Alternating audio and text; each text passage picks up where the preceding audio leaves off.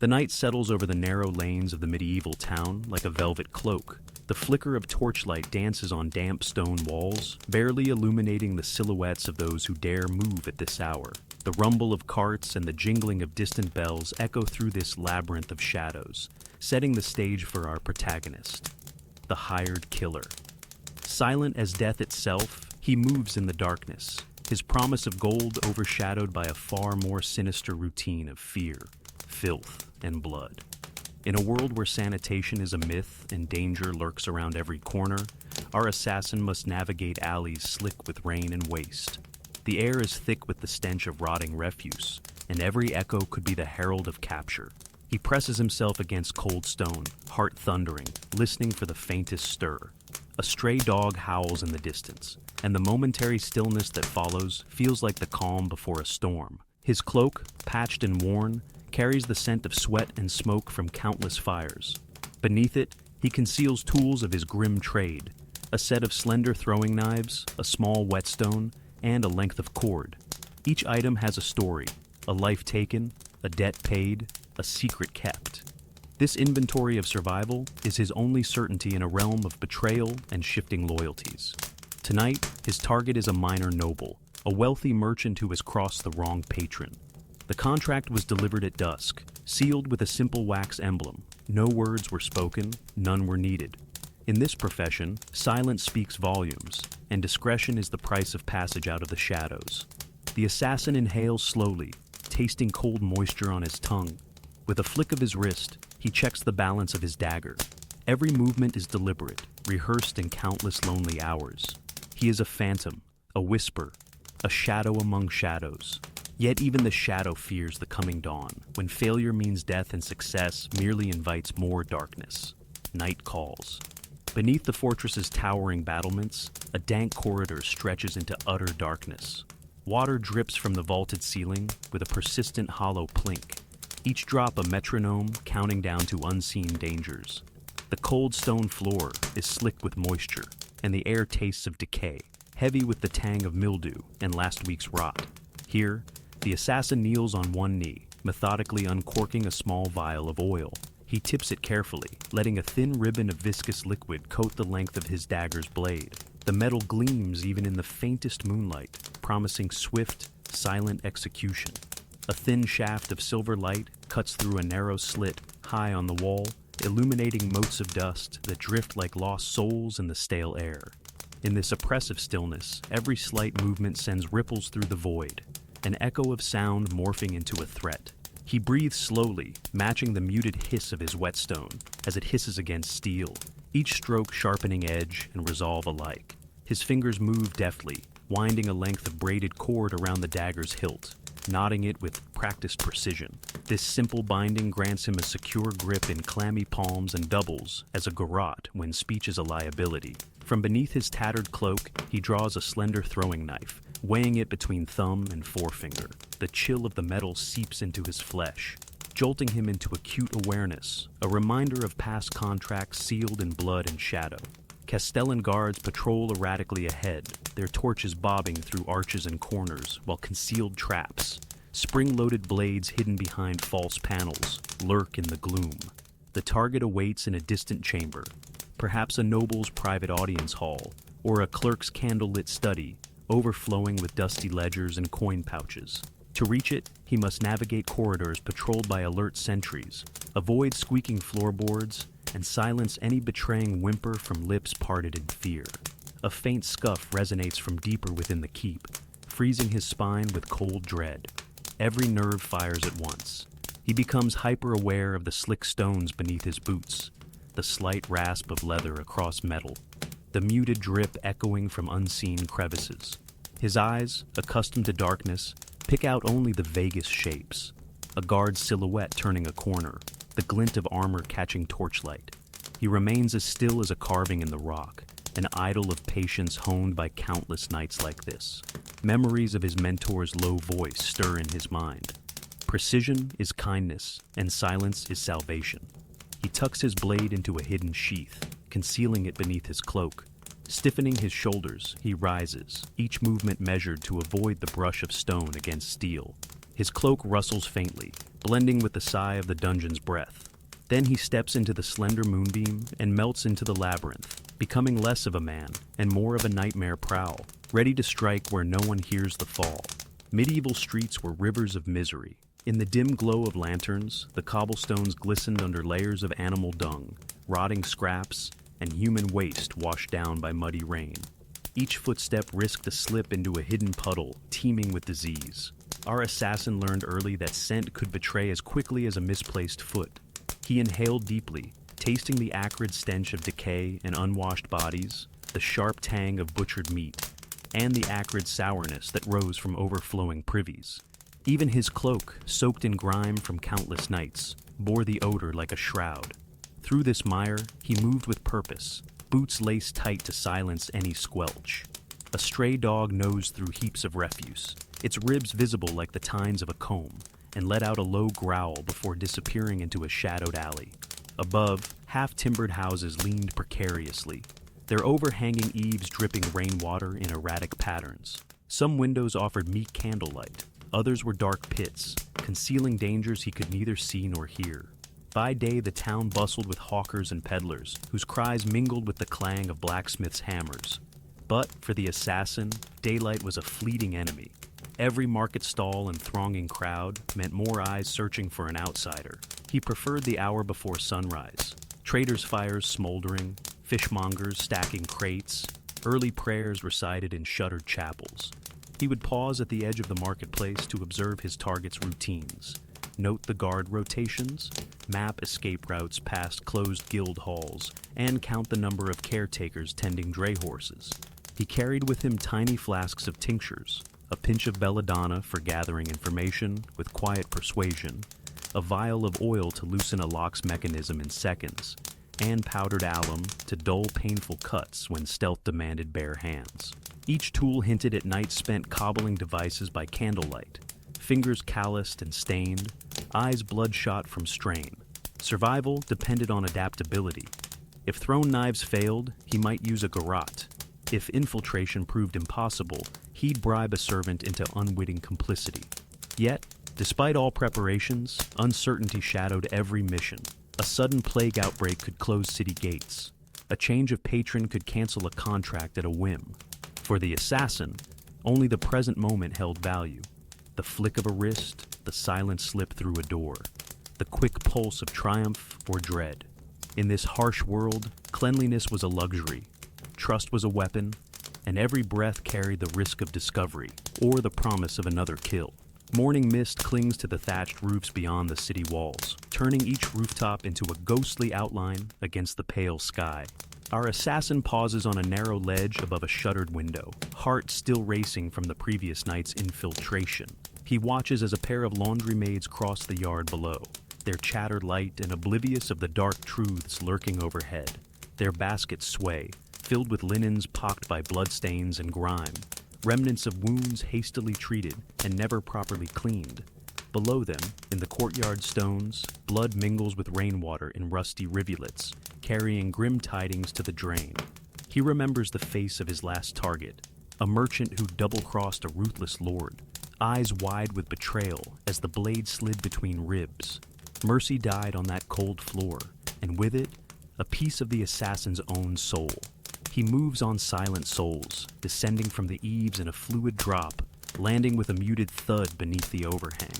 A servant boy hurries past, laden with chamber pots destined for the privy. The boy's lantern casts a quivering light, revealing the glint of a hidden dagger strapped to the assassin's thigh. A flicker of recognition crosses the boy's face, but loyalty to coin and fear keep his lips sealed.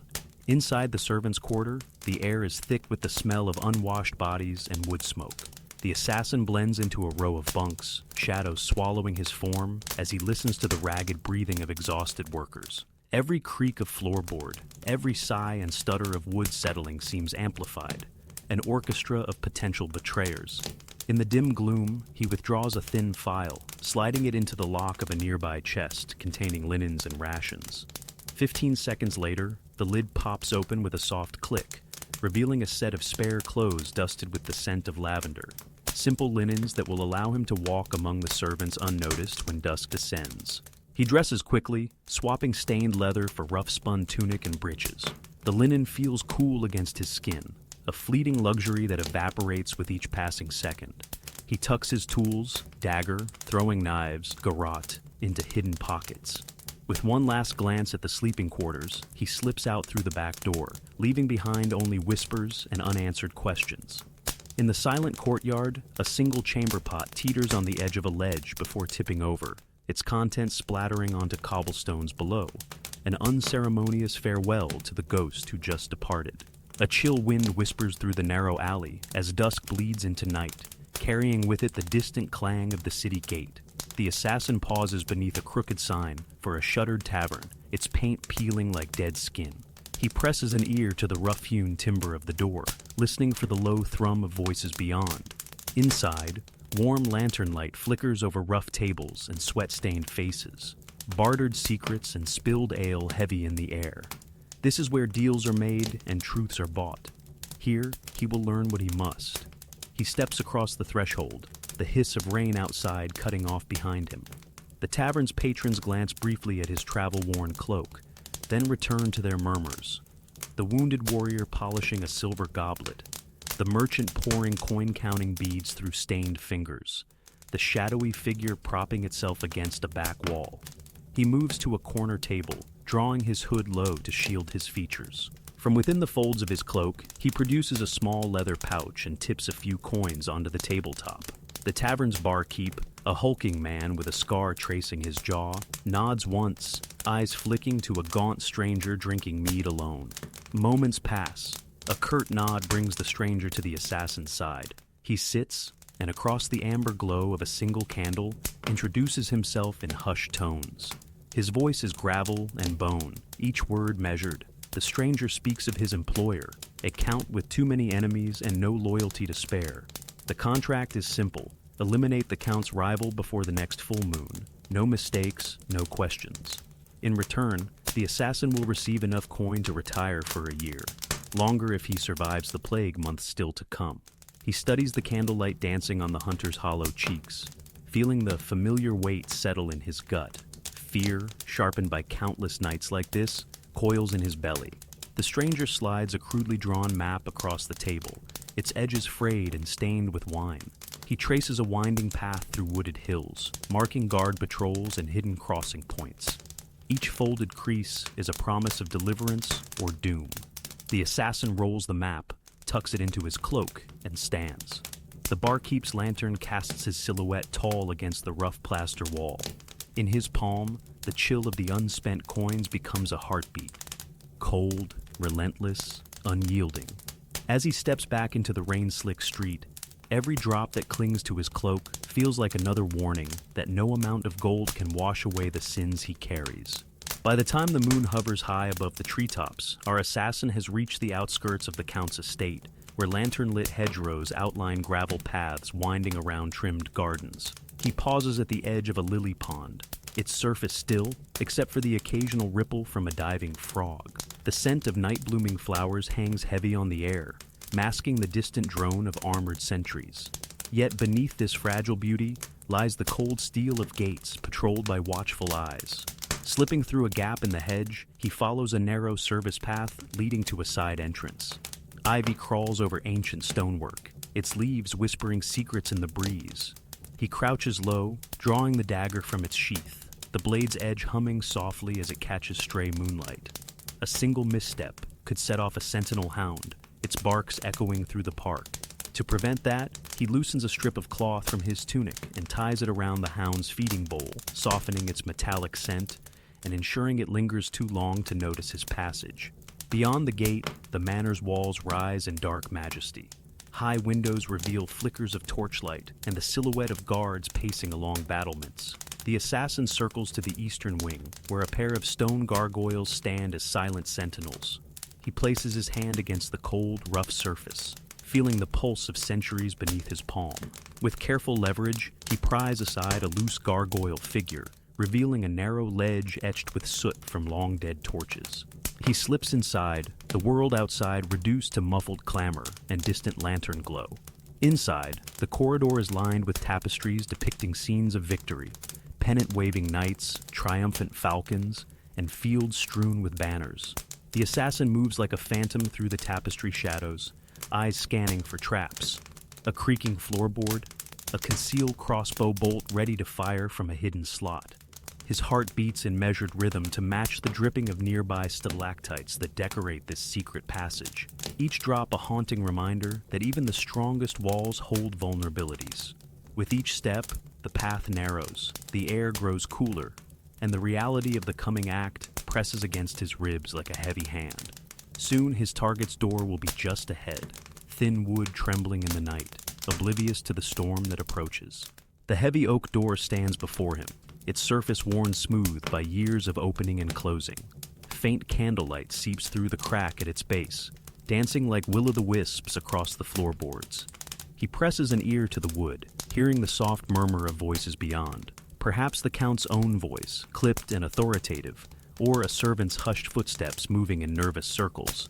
He inhales to steady himself, feeling the cool autumn air in his lungs, and then reaches for the iron ring set into the door. One careful twist unlocks the mechanism within, and with the gentlest push, it swings open without a sound. Inside, a large chamber unfurls, lined with oak paneling carved into scenes of hunting dogs and stags crashing through forest. A low table sits in the center, covered with spilled parchment, ink-stained quills, and a half-empty goblet. To his left, a pair of sleeping torches in their sconces sputter beside a heavy tapestry that conceals an alcove. The Count's silhouette, draped in velvet and gold, turns at the noise and straightens, reaching for the dagger at his hip. But the assassin is already moving. With a swift step, he advances, dagger poised at the ready. The Count's eyes flare with surprise and anger, voice catching in a gasp as the blade flashes in the dim light. Time slows. The assassin's grip tightens, and the cool steel kisses flesh. A muffled cry escapes the Count's lips, swallowed by the thick drapes and heavy rugs. In that instant, the world contracts to the narrow line of the wound, the warm rush of life spilling out, and the whisper of death slipping in. Heart pounding, the assassin withdraws the dagger, wiping it on the Count's embroidered sleeve before tucking it away. He moves to the chest in the alcove, dragging the tapestry aside to reveal a small iron coffer. Fingers trembling with residual adrenaline, he fits the ancient key found earlier into the lock. It turns with a sharp click, and inside lie gold coins stamped with the Count's crest, enough to fulfill his promised payment, and then some. Before leaving, he kneels beside the fallen noble, pressing a slender vial of scented oil to the Count's lips. A single drop drips inside, an untraceable poison, swift and merciful. He watches the life drain, eyes unfocused, and places a finger gently on the Count's forehead, marking him as a brother in death. With one final look, he pulls the tapestry back into place, returns through the door, and slips into the corridor. The echo of his footsteps fades into silence, leaving behind only the stench of blood and the hush of a secret sealed forever. Drenched in shadow, he retraces his steps through the winding halls of the manor. The hush is absolute, broken only by his soft tread and the distant drip of water leaking through ancient stone. Every movement is precise. He avoids loose tiles, sidesteps creaky floorboards, and drapes his cloak over guard-slung lanterns to muffle their sway. The mansion's pulse slows as he moves farther from the scene, until even the echoes seem to shrink away into nothingness. He passes a sleeping guard slumped against a tapestry, snoring in rough rhythm. One gloved finger gently lifts the soldier's gauntleted hand, pulling from his belt a small leather pouch filled with silver coins. The weight of gold settles in the assassin's palm, bribe enough to forgive any slight in the morning. He slips the pouch into his own satchel, careful not to disturb the guard's drooping head.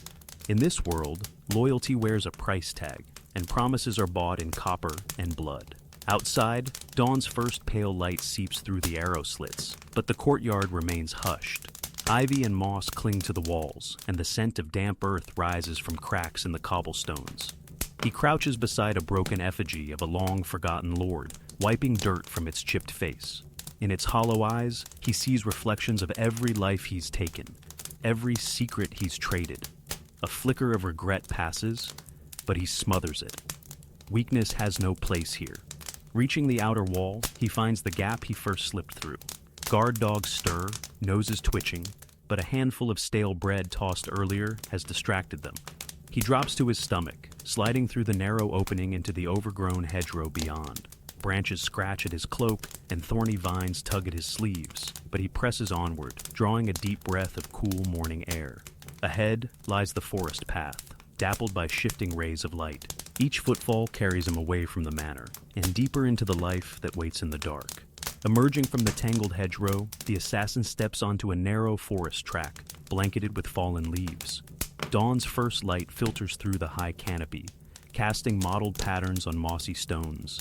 Each breath fills his lungs with the crisp scent of pine and damp earth, a stark contrast to the stench of blood that clings to his gear. His heart pounds in his chest, but the steady rhythm of footsteps on the soft path offers him a fragment of calm. He pauses at a fork, unrolling the crudely drawn map beneath the shelter of an ancient oak. Its bark, scarred by age and weather, presses into his palms as he studies the penciled lines. Ahead lies a day's journey to a windswept abbey perched atop sheer cliffs. A single tollman guards the narrow causeway, and beyond, the brothers remain blissfully naive of the world's violence. He stashes the map and presses on, cloak brushing ferns and thorny brambles that tug at its hem. Fatigue coils in his muscles, a reminder of sleepless nights spent lying in filthy stables and moonlit vigils atop damp rooftops. He reaches for a small flask, tipping a warming draught of herb-spiced brandy to his lips. The fire in his gut brightens, loosening knotted tension in his shoulders. For a fleeting moment, he recalls why he endures this life. The silent relief on a peasant's face when a cruel tax collector lies dead. The soft, "Thank you," whispered in a widow's ear. But such memories are luxuries. Extinguished the moment necessity demands steel and silence. Approaching a sun-dappled glade, he gathers wild berries hidden beneath bracken and cracks open a handful of chestnuts roasted from a hunter's cache. A lone bluebird flits overhead, its song pure in the hush. He leans against a gnarled ash, inspects his throwing knives, each edge meticulously sharpened, and examines the garrote's braided cord, fraying slightly where friction has worn it thin. With deft fingers, he replaces the brittle strands, his movements as precise as a surgeon's. He murmurs a silent invocation to unseen forces guiding those who walk in shadow, then slips the tools back into hidden sheaths. Gathering his gear, he steps onto the path once more, each footfall carrying him closer to destiny and to the darkness that awaits. By mid-afternoon, the forest gives way to rolling moorlands mottled with heather and low stone walls. The assassin follows a narrow track along a crumbling fence, each stanchion leaning like tired sentinels against the wind. He draws his hood tighter as gusts whip across the open ground, carrying with them the distant bray of sheep and the faint tolling of the abbey's bell. Ahead, perched on a rocky promontory, stands the monastery, a squat stone fortress against a slate-gray sky, its narrow windows dark slits in the thick walls. He approaches the gatehouse where the tollman, a grizzled old man in patched leathers, leans on his pike. Sunlight glints off the weapon's head as the guardian narrows his eyes at the stranger. The assassin offers a smooth greeting, each word measured like the beat of a drum. The tollman studies his face, sees nothing but the tired strain of a long journey. With a gruff nod, he steps aside, lifting the chain and admitting him into the abbey precincts. Inside, cloistered courtyards open into silence. Monks move in bare feet over worn flagstones, chanting prayers to a distant god, oblivious to the lives played out beyond their walls. The assassin slips through a side chapel, the air heavy with incense and the faint flicker of candlelight dancing across frescoed walls. He pauses at a marble font, touches cold stone, and closes his eyes, letting the hush wash over him. Even here, death lingers. Fresh flowers placed on a simple altar, memorials to brethren lost in plague or battle. Yet, he cannot tarry. Pushing aside the chapel's curtain of tapestry, he moves into the scriptorium, where a handful of brothers labor over illuminated manuscripts. Brushes drip gold leaf onto vellum. Quills scratch parchment in meticulous script. The scene feels serene, as if painted for another world. He watches a young novice lean forward, eyes reddened by candle smoke, and wonders how many stories like this are interrupted by the clang of steel. Leaving the scriptorium, he descends a narrow stair into the crypt below. Here, the scent of damp earth mingles with centuries of decay. Stone sarcophagi rim the walls, carved with angelic figures whose wings have crumbled away. He slips a small token, a fragment of parchment he took from the Count's coffer, into his satchel and pauses to steady his breathing. The chants above fade to a lullaby, and for a moment, he thinks of laying down his arms, trading blood for peace. But the cold of the crypt reminds him that choices were made long ago. Rising, he steps into the twilight of the cloister, adjusts his pack, and moves toward the path that will take him back through moors and woods to the town where dusk's shadows wait. Each step carries him further from the abbey's fragile calm and closer to the next contract, the next blade, the next reckoning that shadows his every breath. Night's first shadows unfurl over the town as the assassin approaches the narrow street where he keeps his hidden lair, a cramped cellar beneath a shuttered apothecary. Lantern light trembles on the worn wooden door, and he pauses, listening for any hint of pursuit. Silence answers him.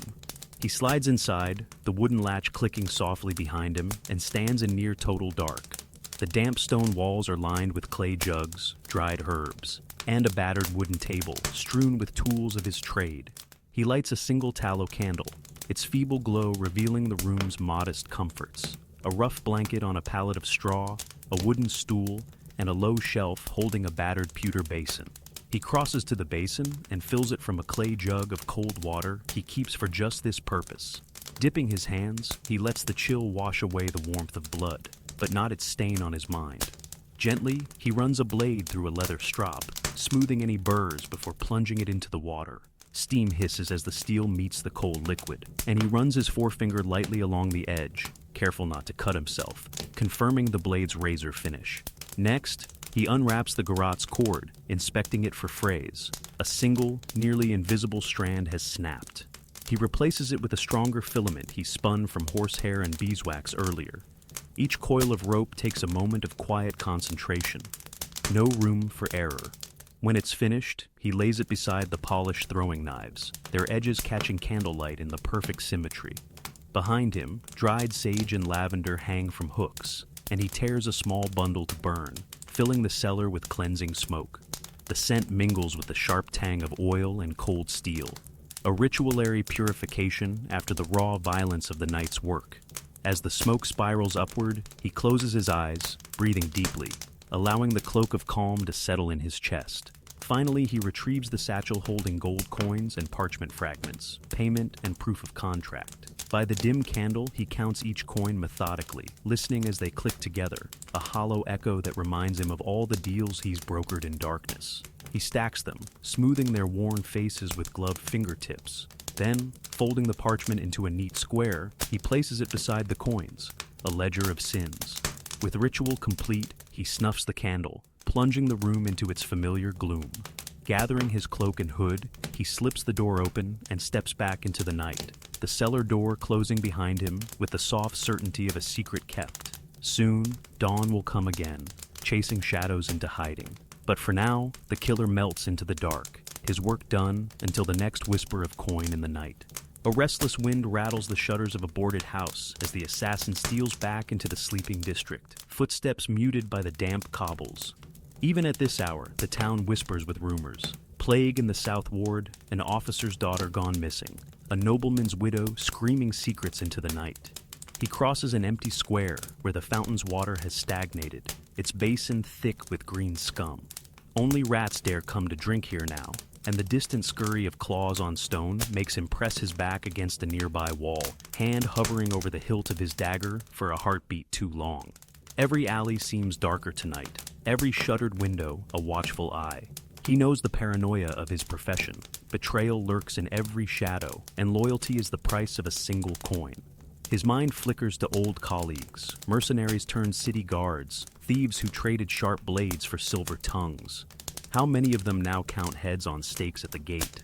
He shudders, tucking his cloak tighter, the leather creasing with the sound of bones shifting. He reaches the apothecary's door and presses his palm to the carved symbol of the mortar and pestle. The latch clicks, and he slips inside, where rows of glass vials catch the faint glimmer of a lantern he lit earlier. Dried herbs hang from rafters overhead. Wormwood, mandrake, nightshade. He selects a small jar filled with crushed lavender blossoms and pours the powder into a clay bowl.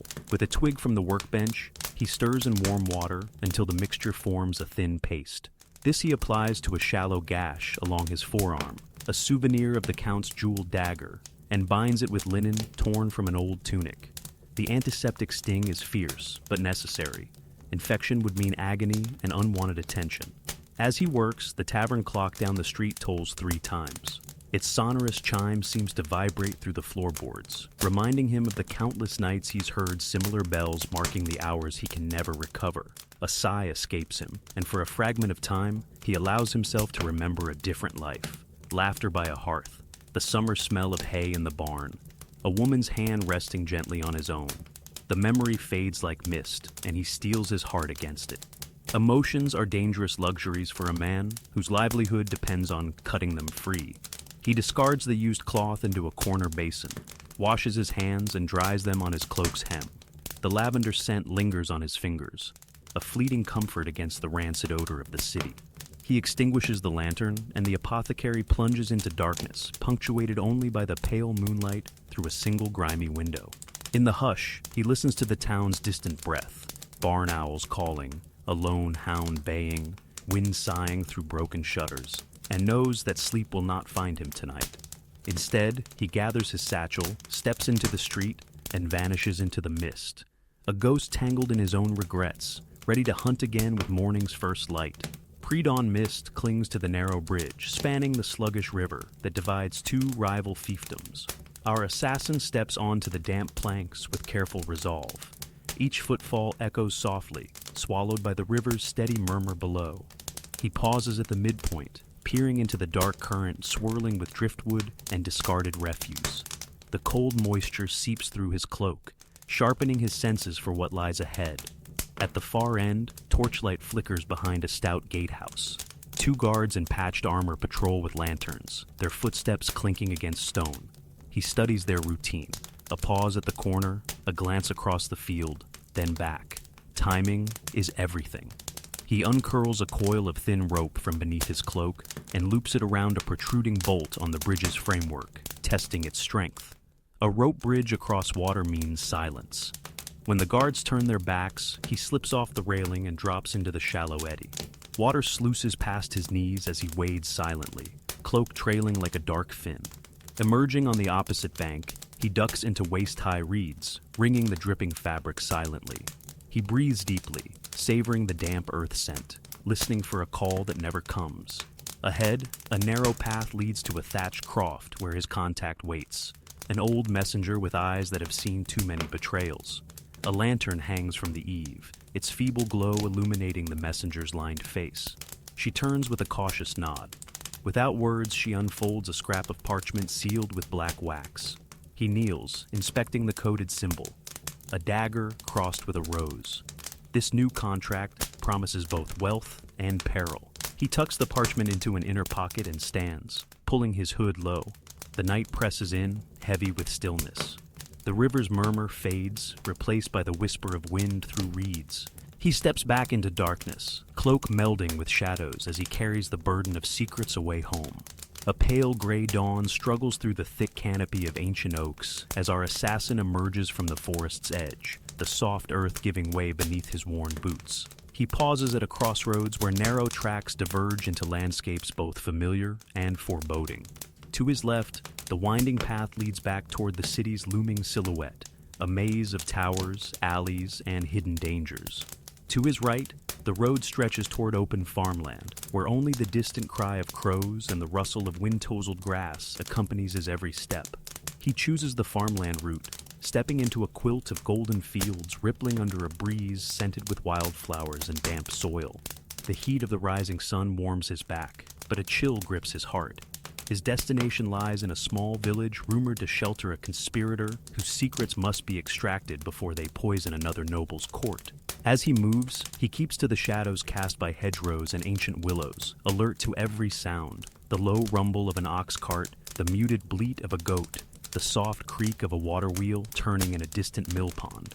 In the village, thatched cottages huddle together like conspirators plotting in hushed tones.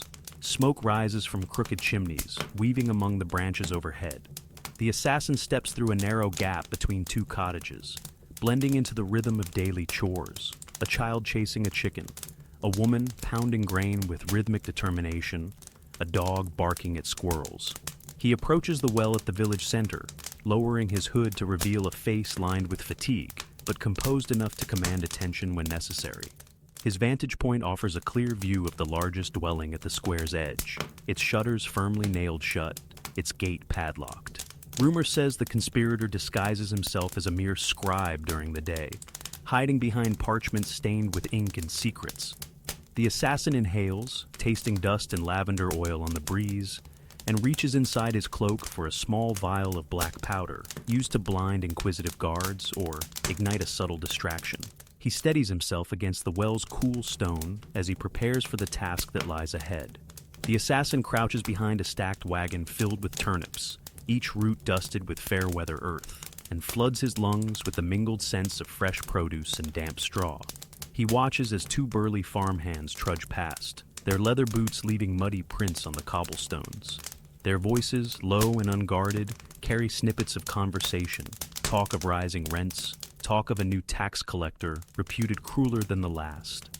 In their ignorance, they brush close to him, mere paces from the dagger strapped beneath his cloak. Not a muscle twitches. Through a narrow lane off the square, he edges toward the conspirator's manor, a stout timber-framed house set behind a waist-high palisade. The gate is padlocked, but the latch looks pliable to deft fingers. He crouches, drawing a slender file from his boot, and sets to work. Each gentle rasp strips metal, minute shavings drifting unnoticed into the mud. The lock yields at last with a soft click, and he eases the gate open without creak or groan. Inside, a small courtyard sprawls before the main hall. Half-drunk barrels of cider tilted on their sides, a broken wagon wheel propped against the wall, and a scattering of straw where chickens cluck and scratch. Slipping through a side door left ajar, no better guard on duty, he enters a dimly lit vestibule. Tapestries, faded by sun and time, cloak the walls in muted color. A single lantern hangs unattended near a writing desk, cluttered with parchment. He steps into the hall, senses flaring as he navigates between benches of rough-hewn oak and earthenware jars containing pickled vegetables. The conspirator's papers lie strewn across the desk, sketches of fortress blueprints, lists of names scrawled in a hurried hand, and a sealed letter bearing the seal of a rival baron. He pockets the intelligence like gold and turns, nearly colliding with a guard who emerges from behind a tapestry. Reflex takes over. He plunges a dagger into the guard's shoulder, twisting to muffle the sound. The man crumples to the dirt floor in a stifled grunt. Heart hammering, the assassin presses his back against the wall, wipes sweat from his brow, and listens. Footsteps thunder from above, the guard's comrade alerted by the brief struggle. He darts across the hall, vaults the desk, and dives through an open door into a narrow back staircase. The wood beneath his boots creaks ominously, but luck holds. The steps ascend to the servants' quarters, where a single slumbering figure lies on a pallet. He slips past, descending again into the garden under soft moonlight, each step carrying him further from danger and closer to the bitter reward of survival. Dawn's pale sliver crests the horizon as the assassin emerges from the tangle of orchard trees behind the conspirator's manor. His chest heaves from the exertion. Every breath tastes of dew and dirt. He tucks his blades into hidden sheaths, brushing a loose thread of silk from his tunic collar. In the orchard's shadow, he pauses, closing his eyes to summon calm. The clamor of pursuit has fallen away, replaced by the distant crow of a rooster and the soft rustle of morning breeze through ripening fruit. He moves with quiet assurance down a narrow track that winds between hedgerows bursting with wild roses. Petals drift to the ground like bloodied snowflakes, and he absently brushes them aside, focusing on the path that leads back to the city walls. Each footfall is measured to avoid snapping twigs or stirring sleeping field mice. His hand hovers at his side, ready to draw steel if needed. But the countryside holds only the murmur of life waking after night's terror. When he reaches the main road, he pauses at a hollow tree, its gnarled trunk offering cover. From his cloak, he withdraws a clay pipe and a small pouch of tobacco leaves. He rolls a pinch between stained fingers, then lights it against flint, inhaling the acrid smoke in slow, calculated draws. The warm burn soothes taut nerves. He holds the pipe's glow in the darkness while he considers the spoils of the night. Stolen documents that could topple noble houses, a vial of powdered wine pills that might cure a dying lord's fever, or kill him outright. Beside the pouch, a folded scrap of parchment bears a hastily sketched symbol, a serpent coiled around a tower. A new contract, delivered at dusk by a faceless courier. He tucks the scrap into an inner pocket, aware that each promise of coin carries the weight of another life. The road ahead splits into two. One path returns him to the dank cellar beneath the apothecary, where he counts his earnings. The other veers toward the forest, where he could lie low until the heat dies down. His mind flickers with the comfort of coin and the ever-present lure of risk. He crushes the pipe beneath his boot, extinguishing the ember. Rising, he pulls his hood back over his head and steps onto the road, silhouette swallowed by the encroaching light. Behind him, the orchard stands silent, witness to another night's quiet violence, while ahead, the city beckons with its secrets, its shadows, and the promise of gold that binds all who dwell there. He slips back through the narrow trapdoor beneath the apothecary's workbench, dropping soft as a cat onto the cold stone floor of his cellar hideaway. The stale air greets him with the familiar tang of crushed herbs and cured hides, soothed only by the faint ember glow of a single, half-burned candle set into a worn iron sconce. He moves in slow, deliberate steps toward the table, where rows of clay jugs and leather-bound satchels stand like silent witnesses to his trade. Each jug bears a faded chalk mark, denoting moon phase and harvest date, details he records for potions and poisons alike, while satchels bulge with coins, blades, and the occasional scrap of parchment. Standing before the table, he drapes his cloak over a nearby stool and brushes dust from its surface, revealing the fine grains of oak beneath. In one broad hand, he uncorks a small clay vessel filled with oil tinted the color of dried blood. In the other, a soft rag. Gently, he wipes down the longest dagger, letting the viscous fluid pool in the grooves of the hilt before wiping it clean again. He tests the blade's balance with a single flourish, listening for the low hum that only a truly sharp edge can sing. Nearby, a circle of iron rings, used for hanging garrots and snares, awaits his attention, but he sets them aside for now. With a quiet sigh, he reaches for a battered leather satchel and unclasps its buckles. Inside, the weight of coins presses against his palm, silver, gold, and copper tokens earned in darkness. He counts them meticulously. 12 gold ducats, 47 silver pennies, and 2 copper groats. Each coin carries a history of whispered threats, hastily signed contracts, and the last desperate pleas of those who underestimated him.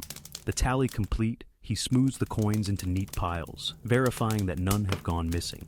In this business, even one lost coin can unravel an entire web of payments and grudges. After securing the coins in a hidden pouch sewn beneath his tunic, he brings out the night's spoils of parchment, pryed secrets in the form of letters, maps, and coded agreements. He spreads them across the table, reading by candlelight, the spidery handwriting of barons and courtiers alike.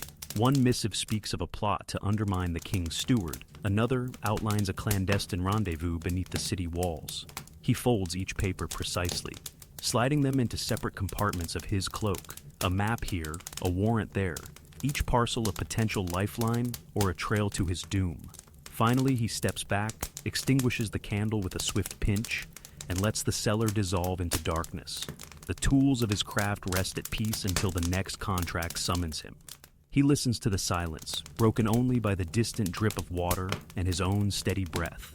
In these moments before sleep, if sleep ever truly finds him, he remembers the faces he's encountered, the terrified merchant, the conspirator's scowl, the solemn hush of the scriptorium. Then, with a last, lingering look at the satchels and jugs that define his world, he turns and ascends the trapdoor once more into a night still ripe for work and danger. A pale morning mist still clings to the alley when the assassin slips from his cellar into the sleeping streets. The world feels suspended between dreams and daylight, and his footsteps barely register on the cobblestones slick with dew. He moves toward the riverside bridge, where mist coils above the water like pale serpents. His mind drifts back to the cellar tableau, coins stacked, blades polished, secret parchments cataloged, and he feels the familiar hollow ache behind his ribs, the memory of each life extinguished, every whispered plea, and the cold business of collecting payment. Reaching the water's edge, he pauses beside a broken mill wheel, half submerged in gray current. He leans on the worn railing, inhaling the damp, earthy scent rising from the river. The gentle hum of flowing water contrasts sharply with the hammering pulse in his temples, the price of staying alive in a world ruled by contracts and betrayal. He watches mist bubbles burst on the surface, as though the river itself exhaled in relief, washing away the stains of the night. He draws from his cloak a small torn scrap, the map sketched by the hunter of drugged berries in Block 9. Folding it with deliberate care, he tucks it into a hidden seam. Soon he'll need to hire a boatman to ferry him upriver, bypassing tolls and guards who've been tipped off by rival brokers. The risk is high. Rumor tells of patrols searching for fugitives carrying barred letters, but the only path forward lies beneath the water's mirror. A low bell tolls from a distant chapel, its sound muted by fog. Each note resonates deep in his chest, marking the hour before dawn's full arrival. He senses movement behind him and flinches, hand drifting toward the hilt of a backup knife. A cloaked monk emerges, lantern in hand, crossing the bridge toward the abbey. Their eyes meet, blank, curious, unjudging. The assassin holds his breath. The monk lowers his light slightly, then continues on without a word. That silent exchange lingers with him. In the monk's calm gaze, he glimpses a world where life is measured by compassion, not coin. But regret is a luxury he can ill afford. He slips away from the railing, turning inland to a narrow wharf where a solitary barge is berthed. With practiced ease, he unties the ropes, boards the vessel, and pushes off into the silvered current. As the fog parts around him, he settles at the oar, back straight against the chill dawn wind, and rows into the mist, each stroke carrying him from one shadow into the next. The barge drifts silently through the murmur of the river's current, the banks slipping past like scenes in a dream. Dawn light is distilled through lingering mist, painting each branch, each blade of grass in pearly shades of gray. The assassin's muscles relax with the rhythm of his strokes, mind wandering to the ledger of contracts stitched into his cloak. Each name, each seal, carries a weight heavier than lead, and yet the promise of coin still sings in his ears, a siren call he can never fully ignore. He glances aft, where a small crate holds fresh provisions, stale bread, dried herring wrapped in cloth, and a wedge of pungent cheese.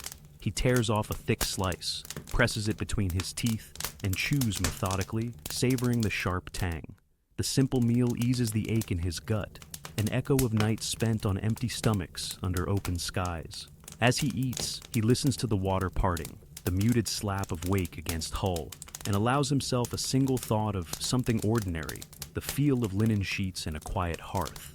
Ahead, the river forks around a rocky shoal, and he guides the barge toward the narrower channel to avoid patrol boats. The current accelerates, rumbling against submerged stones. He reaches down to adjust the rudder with steady hands, the motion precise and unhurried. Halfway through the chute, a faint signal catches his attention, a lantern flash from the riverbank, tiny but deliberate. He slows his pace, scanning the reeds. A lone figure stands crouched behind a willow's curtain. The boatman he hired, a wiry man in patched wool whose silence is as certain as a grave.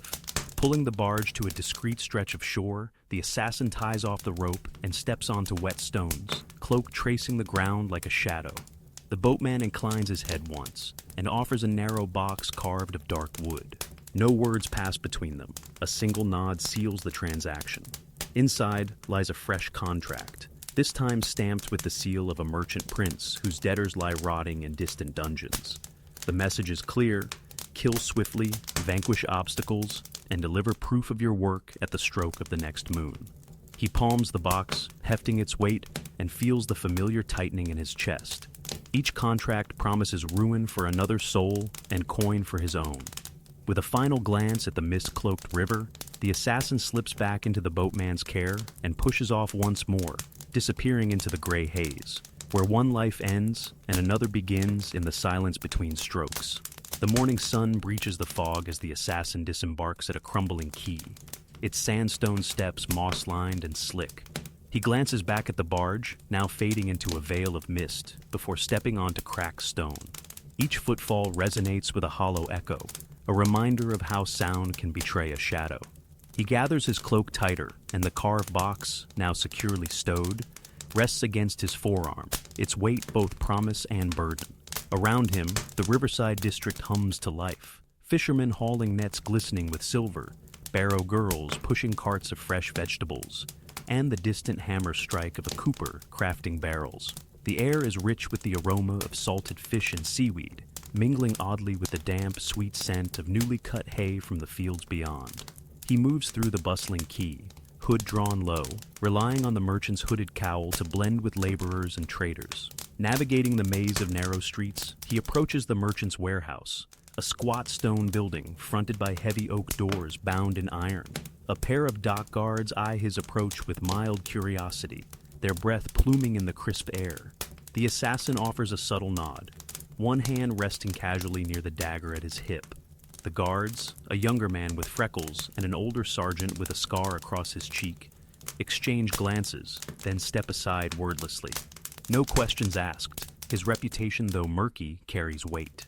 Inside the dim warehouse, shafts of light pierce the gloom from high windows dusted with grime. Stacks of barrels and crates rise like silent sentinels, and the dusty air is tinged with the smell of oak and spice. He moves toward a small office at the back, where a merchant's clerk sits, quill in hand, ledger open on a carved desk. The clerk looks up as the assassin enters, eyes widening when he recognizes the emblem stamped on the dark box. Without ceremony, the assassin places the box on the desk. The clerk's fingers tremble as he lifts the lid, revealing the merchant prince's seal and the contract parchment. He reads the stipulations in silence. Eliminate the merchant's debtor by moon's end and present proof of completion. The clerk's voice is barely a whisper. He's holed up in the customs house, guards doubled, prisoners desperate for ransom. The assassin nods once, closes the box, and tucks it into his cloak. He turns to leave, but pauses when the clerk offers a slip of paper. On it, a hastily scrawled map marks the customs house's layout. Guard rotations, cell blocks, and a roof access hatch. No more details, the clerk says, eyes averted. Your terms are written. The assassin bows his head in acknowledgement. With steady steps, he retraces his path through the ranks of barrels, past the dock guards, and into the morning light. Outside, the key is in full swing, but for him, the world narrows to a single focus. Another contract, another life to end. He slips the map into his hand, smoothing its creases with gloved fingers, and melts into the crowds. Each breath carries salt and sweat and the faint tang of oil from his blade. Ahead lies the customs house, its shadowed eaves waiting for a visitor who comes bearing death. Twilight drapes the riverwalk in bruised hues as the assassin stands before the customs house's massive oak doors, scarred by years of weather and conflict. The air hums with the distant chatter of merchants closing ledgers and soldiers clanking armor. He eases a slender iron wedge between the door's plank and frame, the soft scrape barely more than a breath. With gentle pressure, the wedge gives, and the door swings inward into a vestibule lit by a single guttering lantern. Inside, the corridor's stone floor slopes downward toward slave cells hidden beneath the building. He steps into shifting pools of lamplight, each outlined by the rim of his boot. The smell of sweat and fear rises from the barred door at his left. Prisoners huddle against damp walls, eyes hollow with broken hope. He spares them no glance. Mercy is a currency he does not trade in here. Ahead, a flight of narrow stairs ascends to the custom master's office, where gold is counted and the debtor remains shackled. He moves toward the stair rail, testing each step through the soft echo. Halfway up, a pair of guards turn a corner above. Their armor rattles faintly as they pass, and he flattens himself against the rough stone, breath stilled behind clenched teeth. Darkness cloaks him as they ascend, lantern light painting shifting ovals on the walls before receding. He presses his ear to the wood, listening until their footsteps fade like distant thunder. At the summit, a heavy wooden door bears the heraldic crest of the Customs Guild, a stylized scale suspended from a gauntleted hand. He reaches into his cloak for a length of black waxed cord, lowers himself into a crouch, and lines up the throat of his garrote around the iron latch. With a twist and pull, the cord snaps free, and he slips inside. In the dimly lit office, the custom master sits behind a grand oak desk, heaped with scrolls and coin purses. The prisoner, shackled to a ring in the wall, twists at the chains as the assassin approaches. The custom master looks up, surprise etched on his lined face.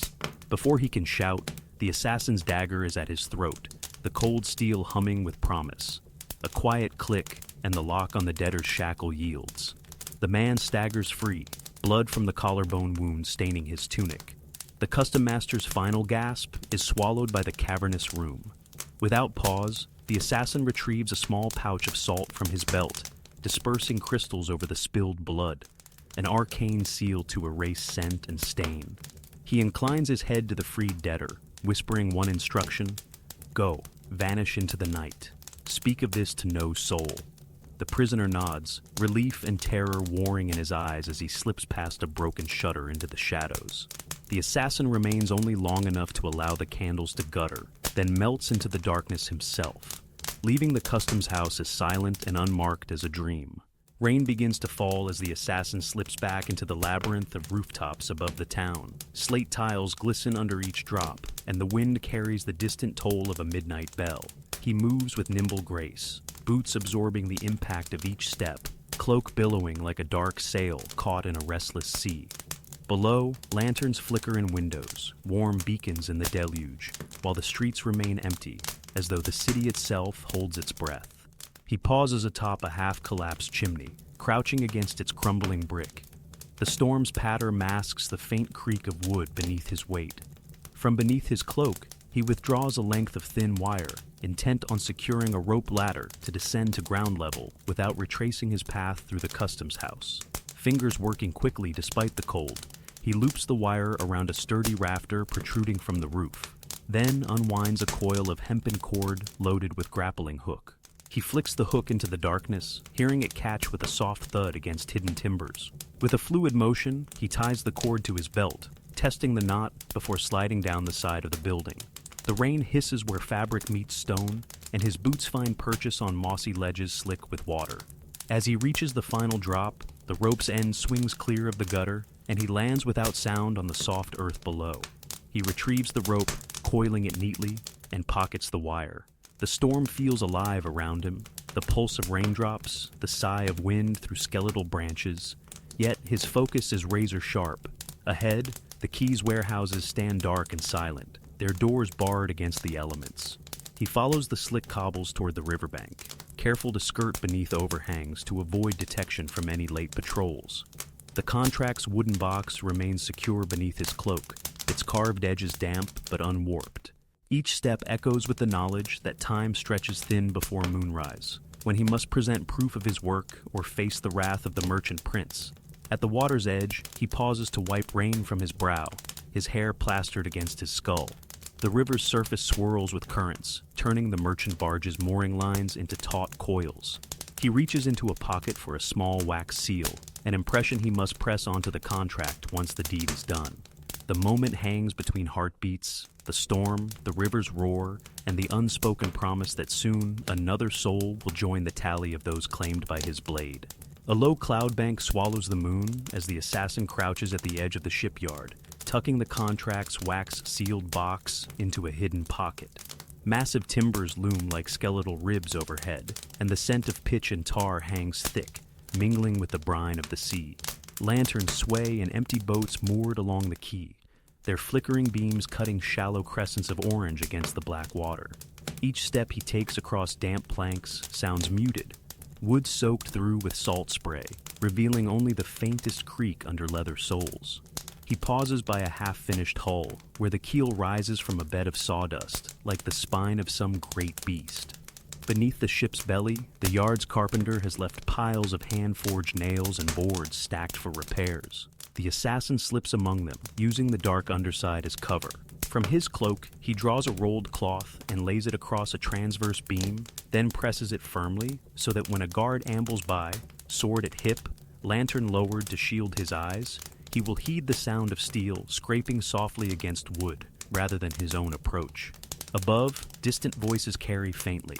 Two dockhands arguing over unpaid wages, their words drifting through the night air. The assassin uses the momentary distraction to slip upward, planting a grappling hook into a rusted ring set in the scaffolding. He ascends with the grace of a cat, cloak brushing against coarse ropes, careful to avoid catching the coarse linen. Reaching a higher platform, he surveys the yard, a cluster of wagons waiting to ferry crates inland, a single watchtower standing sentinel above the warehouses, and beyond them, the dark mouth of the customs house where his last deed unfolded. His target lies within one of those brick warehouses, a rival smuggler who's double-crossed the merchant prince and now hides behind stolen cargo manifests. According to the clerk's map, the back door is protected by only one guard, stationed at the archway where a pair of torches burn low.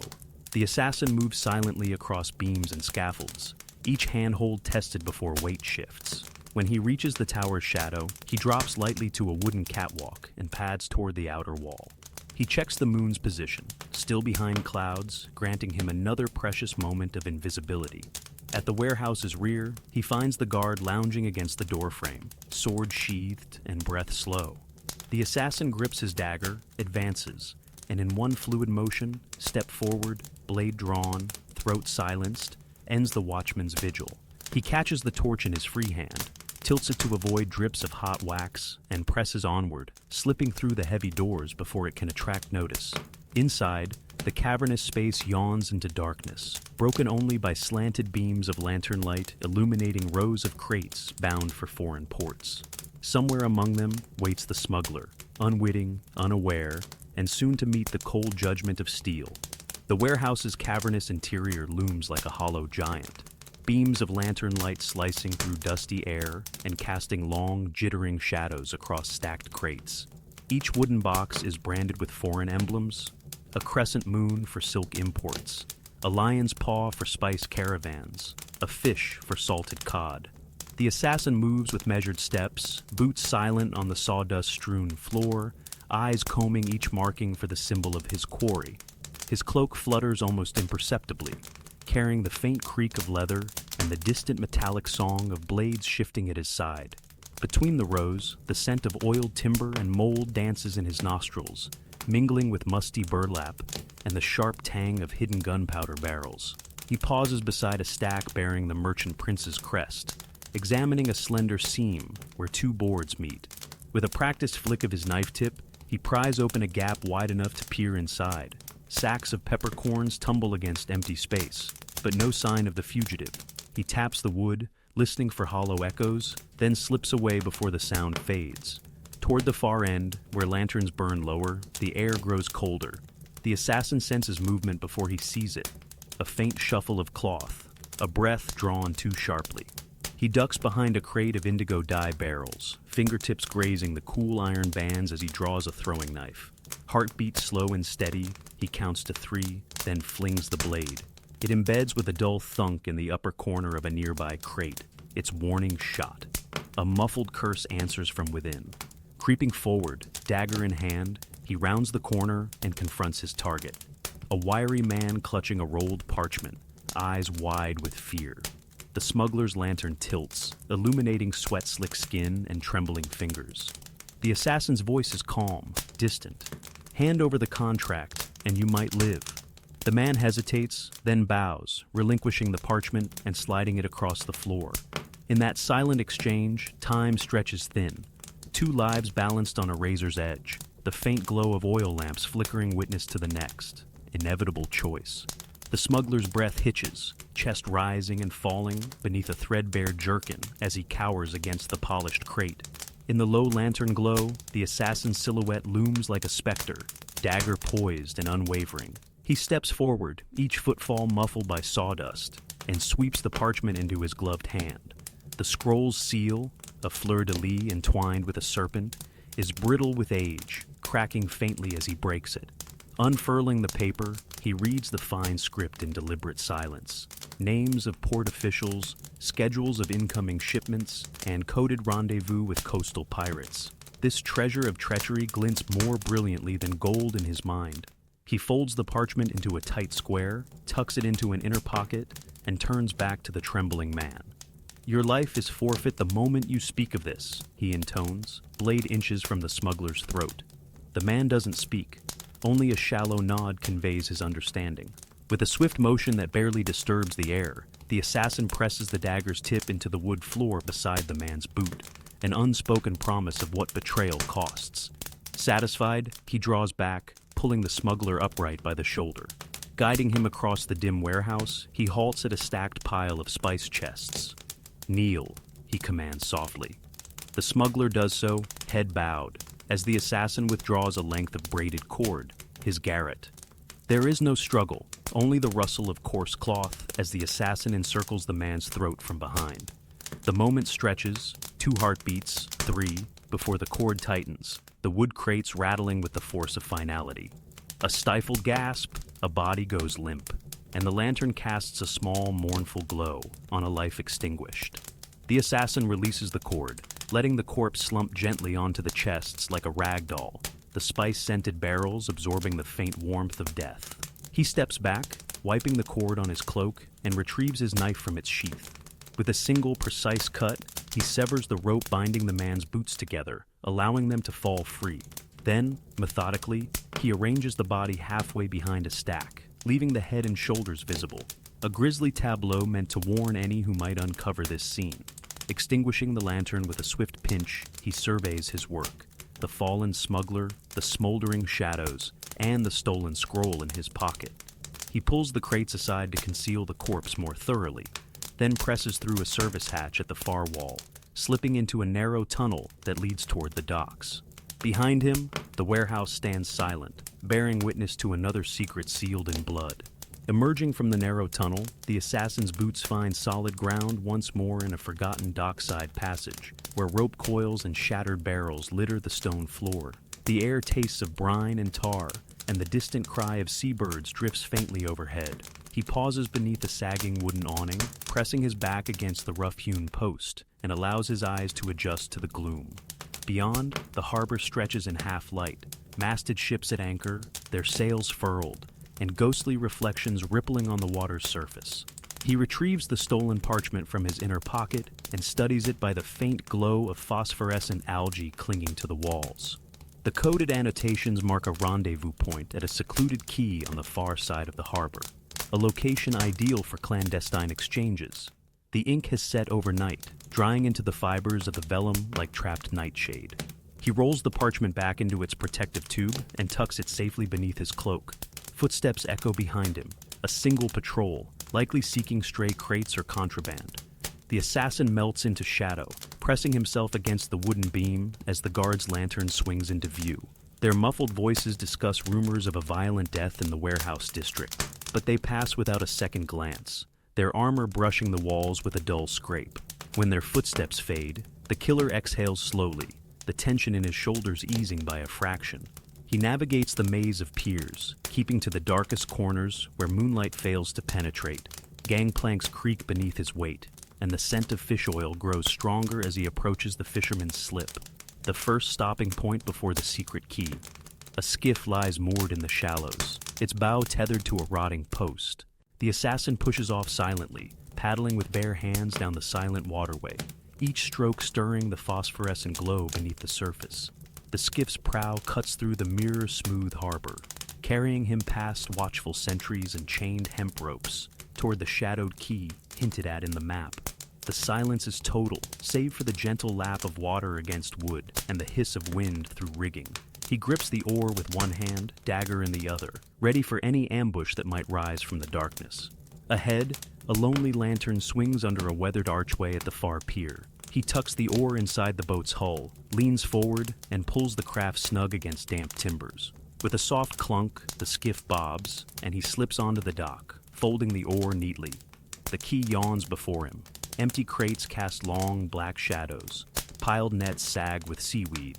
Gull feathers drift in eddies of mist. At its end stands a cloaked figure, watching the water's edge, unmoving.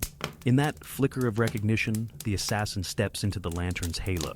He bows his head in greeting, feeling the weight of countless contracts settle between them. The figure raises a hand, nodding once. Without words, a second parchment is produced, this one stamped with the merchant prince's crest and bound with a single lead seal. It clicks against the assassin's palm, and he tucks it away, knowing that within its lines lies the final directive that will seal another fate in blood. Moonlight glints off the damp planks as the assassin treads toward the cloaked figure waiting at the quay's far edge. Salt-slick ropes coil at his feet, and the brine-laden breeze tugs at his hood. The stranger's face remains hidden, but the hushed rustle of cloak tells the assassin his contact has seen countless nights like this. Without a word, the figure extends a leather-bound dossier, its edges frayed and darkened by oil and sweat. He flips it open under the lantern's flicker, revealing rows of names: local magistrates, shipping masters, even a bishop rumored to traffic in stolen relics. Each entry bears a tally mark beside it: debts unpaid, favors owed, or lives to be extinguished. His finger traces the list until it stops at a single name: Father Aldrich, and stops again at a column of dates, the last one circled in red wax. The assassin feels a familiar tightening in his chest, a priest marked for death by powerful enemies, sheltered within the abbey's vaulted sanctuary walls. His mind races, recalling the hush of morning liturgies and the solemn hush of cloistered chants described in Block 10. Yet the ledger demands action. The client's coin will flow only when the reverend's blood marks the chronicle of night. He closes the dossier, tucking it into a hidden pocket, and looks up to find the stranger gone, slipped silently into the shadows like a wraith. The key lies empty once more, save for the thief of souls standing alone beneath the lantern's dull glow. He inhales the sharp tang of the sea and lets it steel his resolve. The next steps are etched clearly in his mind: infiltration of an abbey fortified by faith, bypassing vigilant monks, and confronting a man sworn to God. Drawing his cloak more tightly, he turns away from the water and melts into the labyrinth of narrow lanes leading uphill. Each cobblestone beneath his boots echoes with the weight of his purpose, and the echo of prayers he must silence. He pauses at a corner where the scent of night-blooming jasmine drifts from a hidden garden, taking a long, steadying breath. The quiet beauty of the flower's perfume seems to mock his dark task, but he welcomes the momentary calm. Behind him, the lantern's light wavers and dies, swallowed by the night. Ahead, the silhouette of the abbey's arched windows pierces the starless sky. He draws his dagger, its blade still goes sharp after meticulous strops in Block 11, and adjusts the length of waxed cord coiled at his belt. Every tool is poised for the silent opera he is about to enact, a final testament to the cold efficiency of his craft, where even a man of God is condemned by the rustle of paper and the promise of gold. A chill wind howls through the silent cloister as the assassin slips beneath the abbey's ancient portcullis. The massive iron grid lies raised just enough to admit him, an invitation shaped by collusion or complacency unknown. He pauses in the narrow entrance, pressing his back against the cold stone and listening to the muted rustle of monks' robes in distant corridors. Candlelight flickers through arched windows, casting stained glass patterns that dance like trapped souls on the floor. Clutching the dossier in one hand and his dagger in the other, he moves into the scriptorium corridor. Rows of empty desks stretch away, their surfaces polished smooth by years of quill work. The acrid scent of ink lingers, a reminder that words can be as deadly as steel. He threads between shelves of leather-bound tomes, careful to avoid the loose floor tiles that creak like an alarm. A single misstep here could undo a lifetime of practice. He approaches the chapel door, its oak panels carved with scenes of salvation. Beyond, the hush is sacred. Prayers whispered in Latin, the thrum of a single harp string plucked in devotion. He exhales, pulling a length of waxed cord from his belt. One end loops around the doorknob, the other he anchors to his boot. With a gentle tug, the cord slides the latch silently open. He slips inside. Darkness envelops him as he crosses the nave, stepping over kneeling benches worn by generations of penitent backs.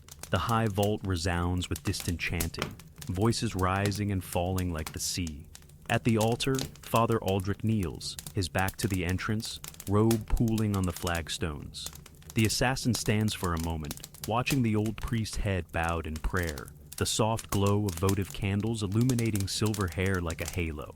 A pang of something, remorse, admiration, stirs before he quells it with the steel in his palm. He advances on silent souls, every breath measured. When he is within arm's length, he draws his dagger and pauses. Father Aldrich lifts his head slowly, eyes blinking at the sudden presence. In that heartbeat, the assassin sees mercy in the priest's gaze and feels the weight of his purpose like an anvil on his chest. Yet the contract demands obedience, and Coin has no regard for compassion. With a swift motion, he steps forward and plunges the blade under collarbone. The throat's deep gasp echoes in the vaulted ceiling. A smear of candle wax cracks under his boot as Father Aldrich collapses, priestly stole falling across polished marble. The assassin withdraws the dagger, wipes it on the priest's robe, and places a finger on the fading pulse. Satisfied, he wraps the cord around the altar post, a final marker that seals the abbey's betrayal. He slips away into the darkness before the first alarm can sound, the chapel's silence restored as if nothing occurred. Behind him, the stained glass windows catch the moonlight once more, bathing the sacred space in muted color and hiding the blood that stains its stones. Distant bells toll the hour as the assassin slips through the abbey's shadowed cloister. Father Aldrich's life fading behind him like a dying ember. His boots press softly over worn flagstones, each step measured to avoid disturbing the silent prayers carved into the walls. Candles gutter in wall sconces, sputtering their last against cold drafts that snake through arrow slits.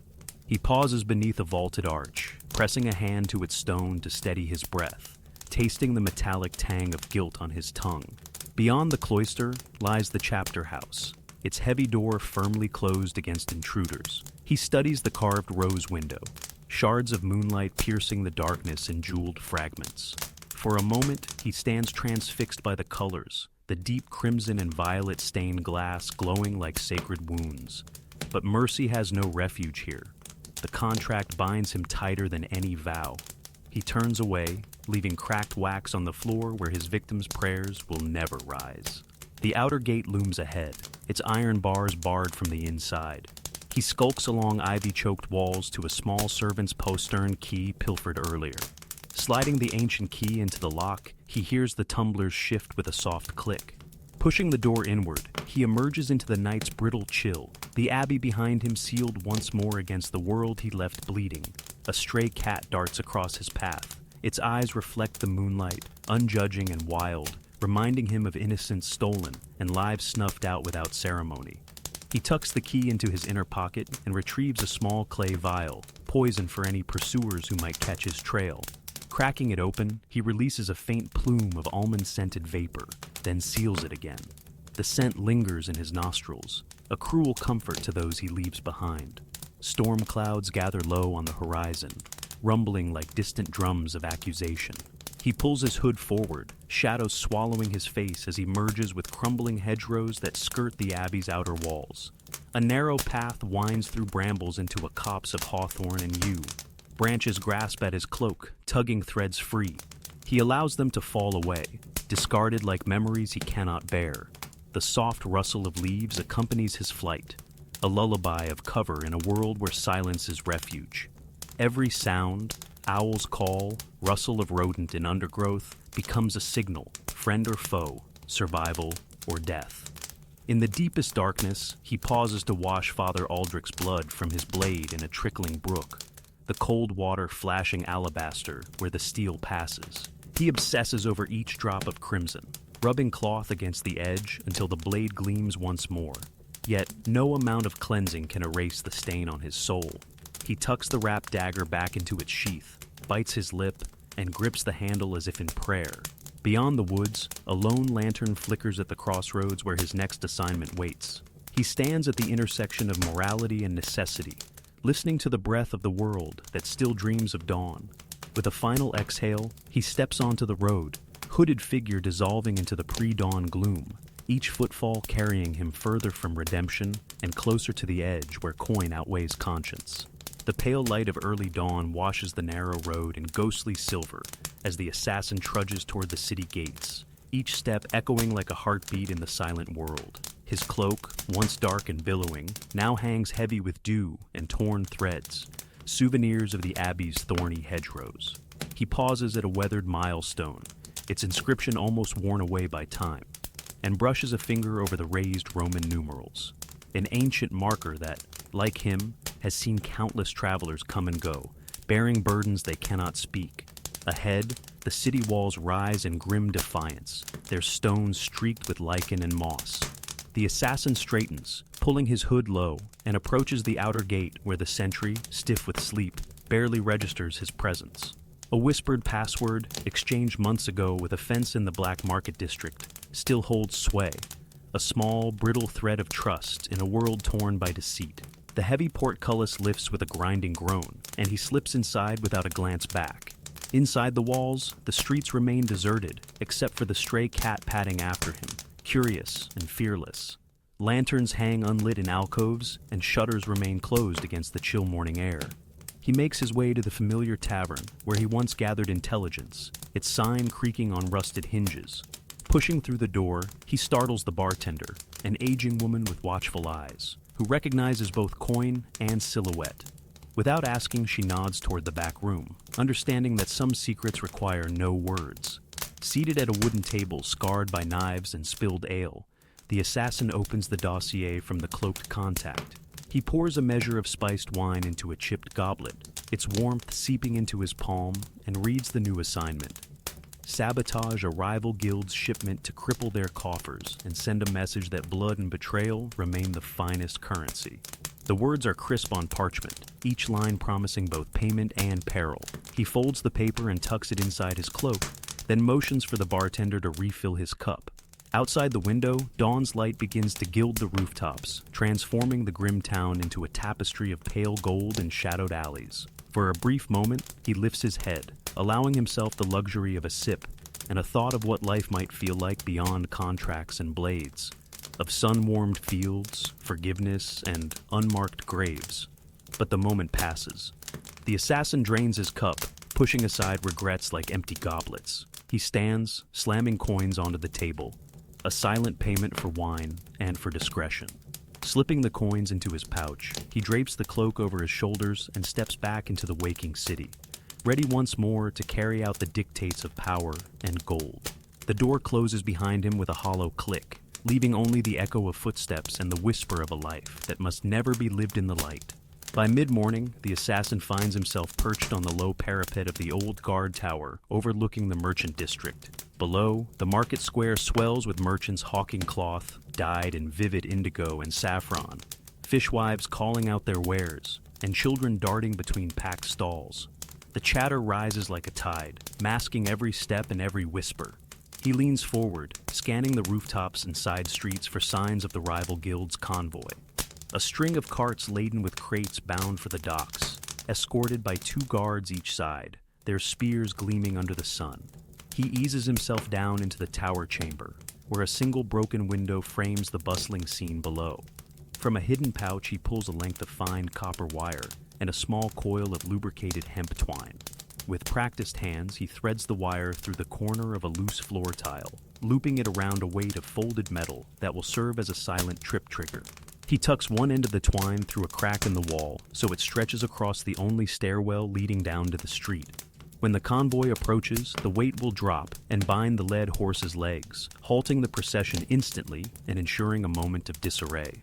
All his preparations complete, he packs away his tools and crouches at the window, feeling the sun's warmth on his neck. His heart beats in time with the nearby bell tower, each toll inching closer to the moment of chaos.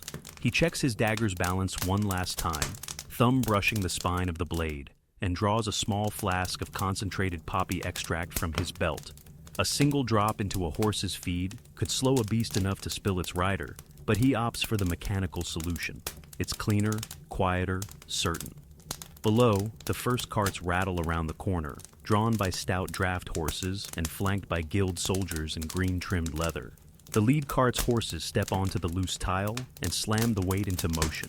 In a heartbeat, the twine tightens, and the metal weight drops with a muffled clunk, catching the horse's reins and yanking the lead harness free.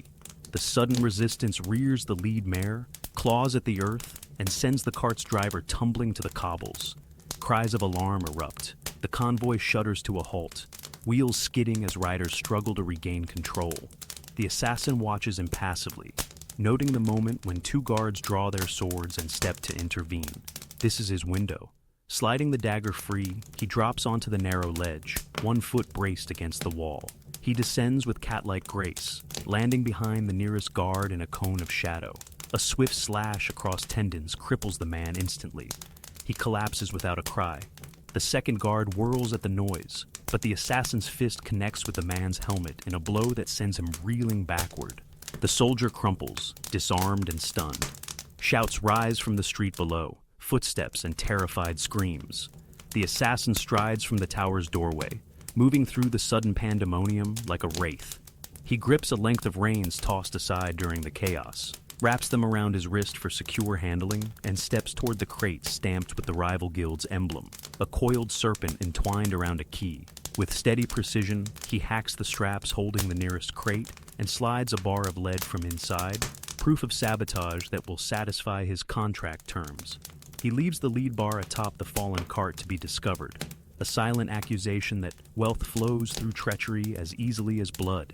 Then, amid the clamor of disoriented guards and panicked merchants, he slips away down a back alley, cloak fluttering, feet vanishing into the labyrinth of narrow streets before anyone can raise the alarm. The alley's stench clings to him as he slips through a narrow passage behind the market stalls, the echo of terrified merchants and pounding boots fading behind damp brick walls. His cloak, now flecked with dust and grime, brushes against wooden shutters that shudder in the midday breeze. He pauses at the mouth of a side street, scanning the rooftops for any sign of pursuit.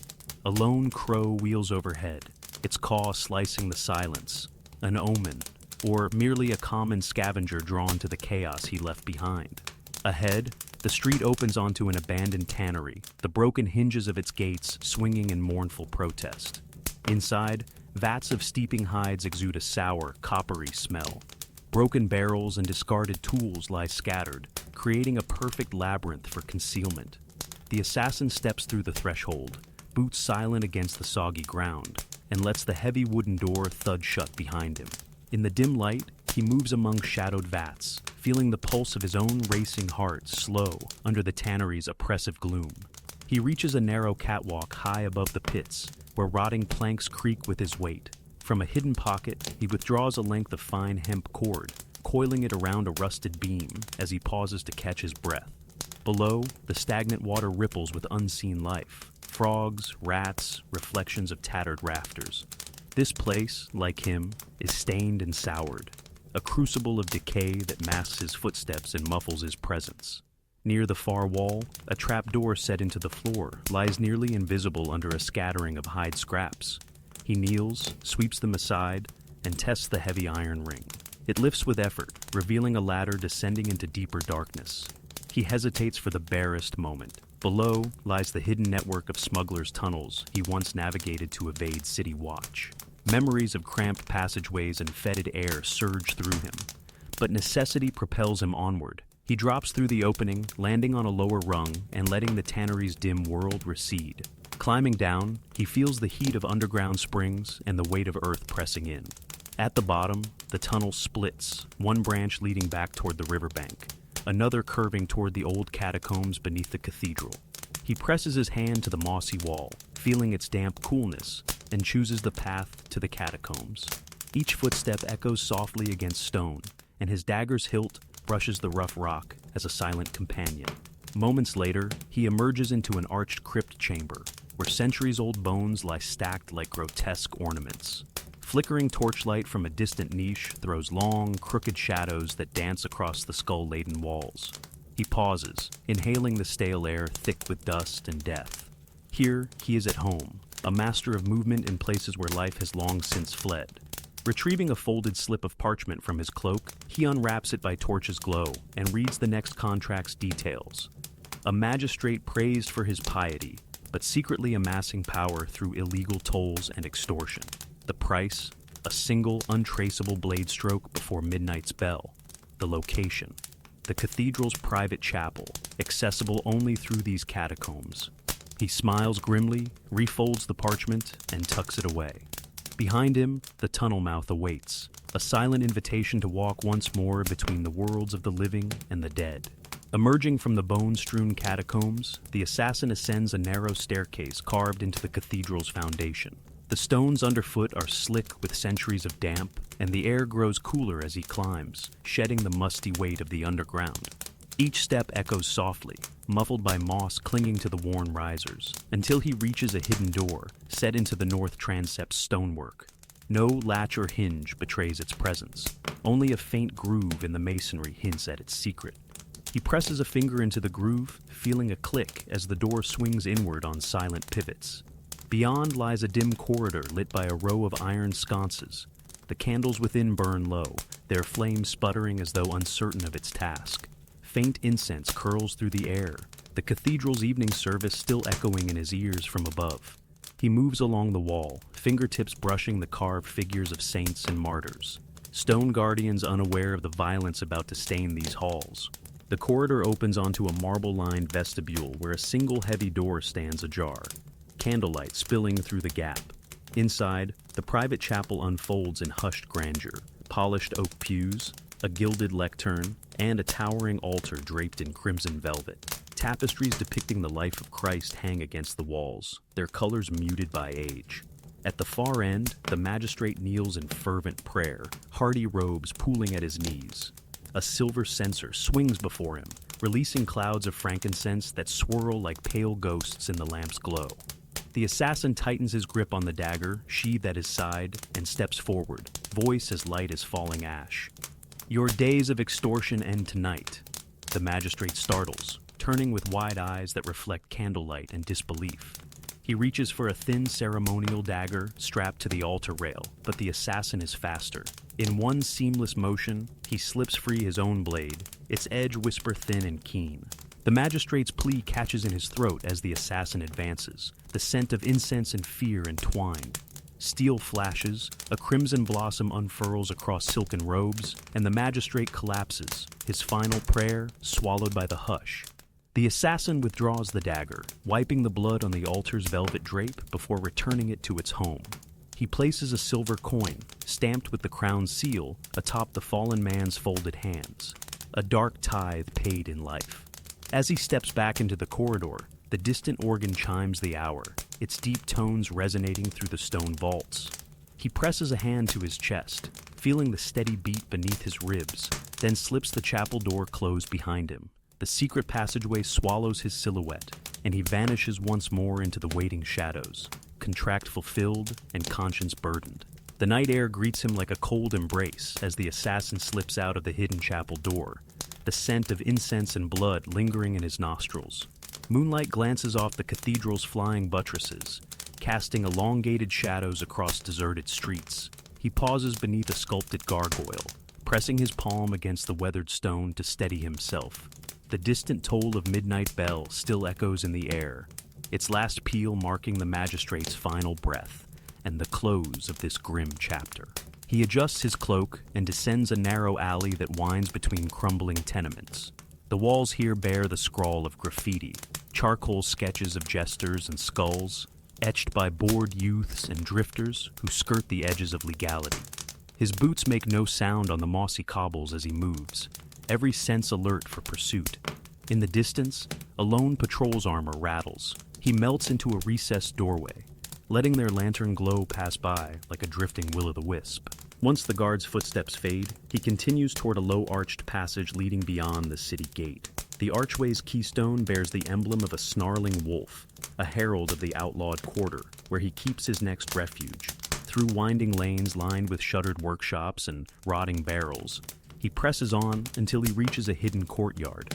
There, behind a false brick panel, lies the entrance to his second hideout, a narrow shaft leading down to an abandoned grain cellar.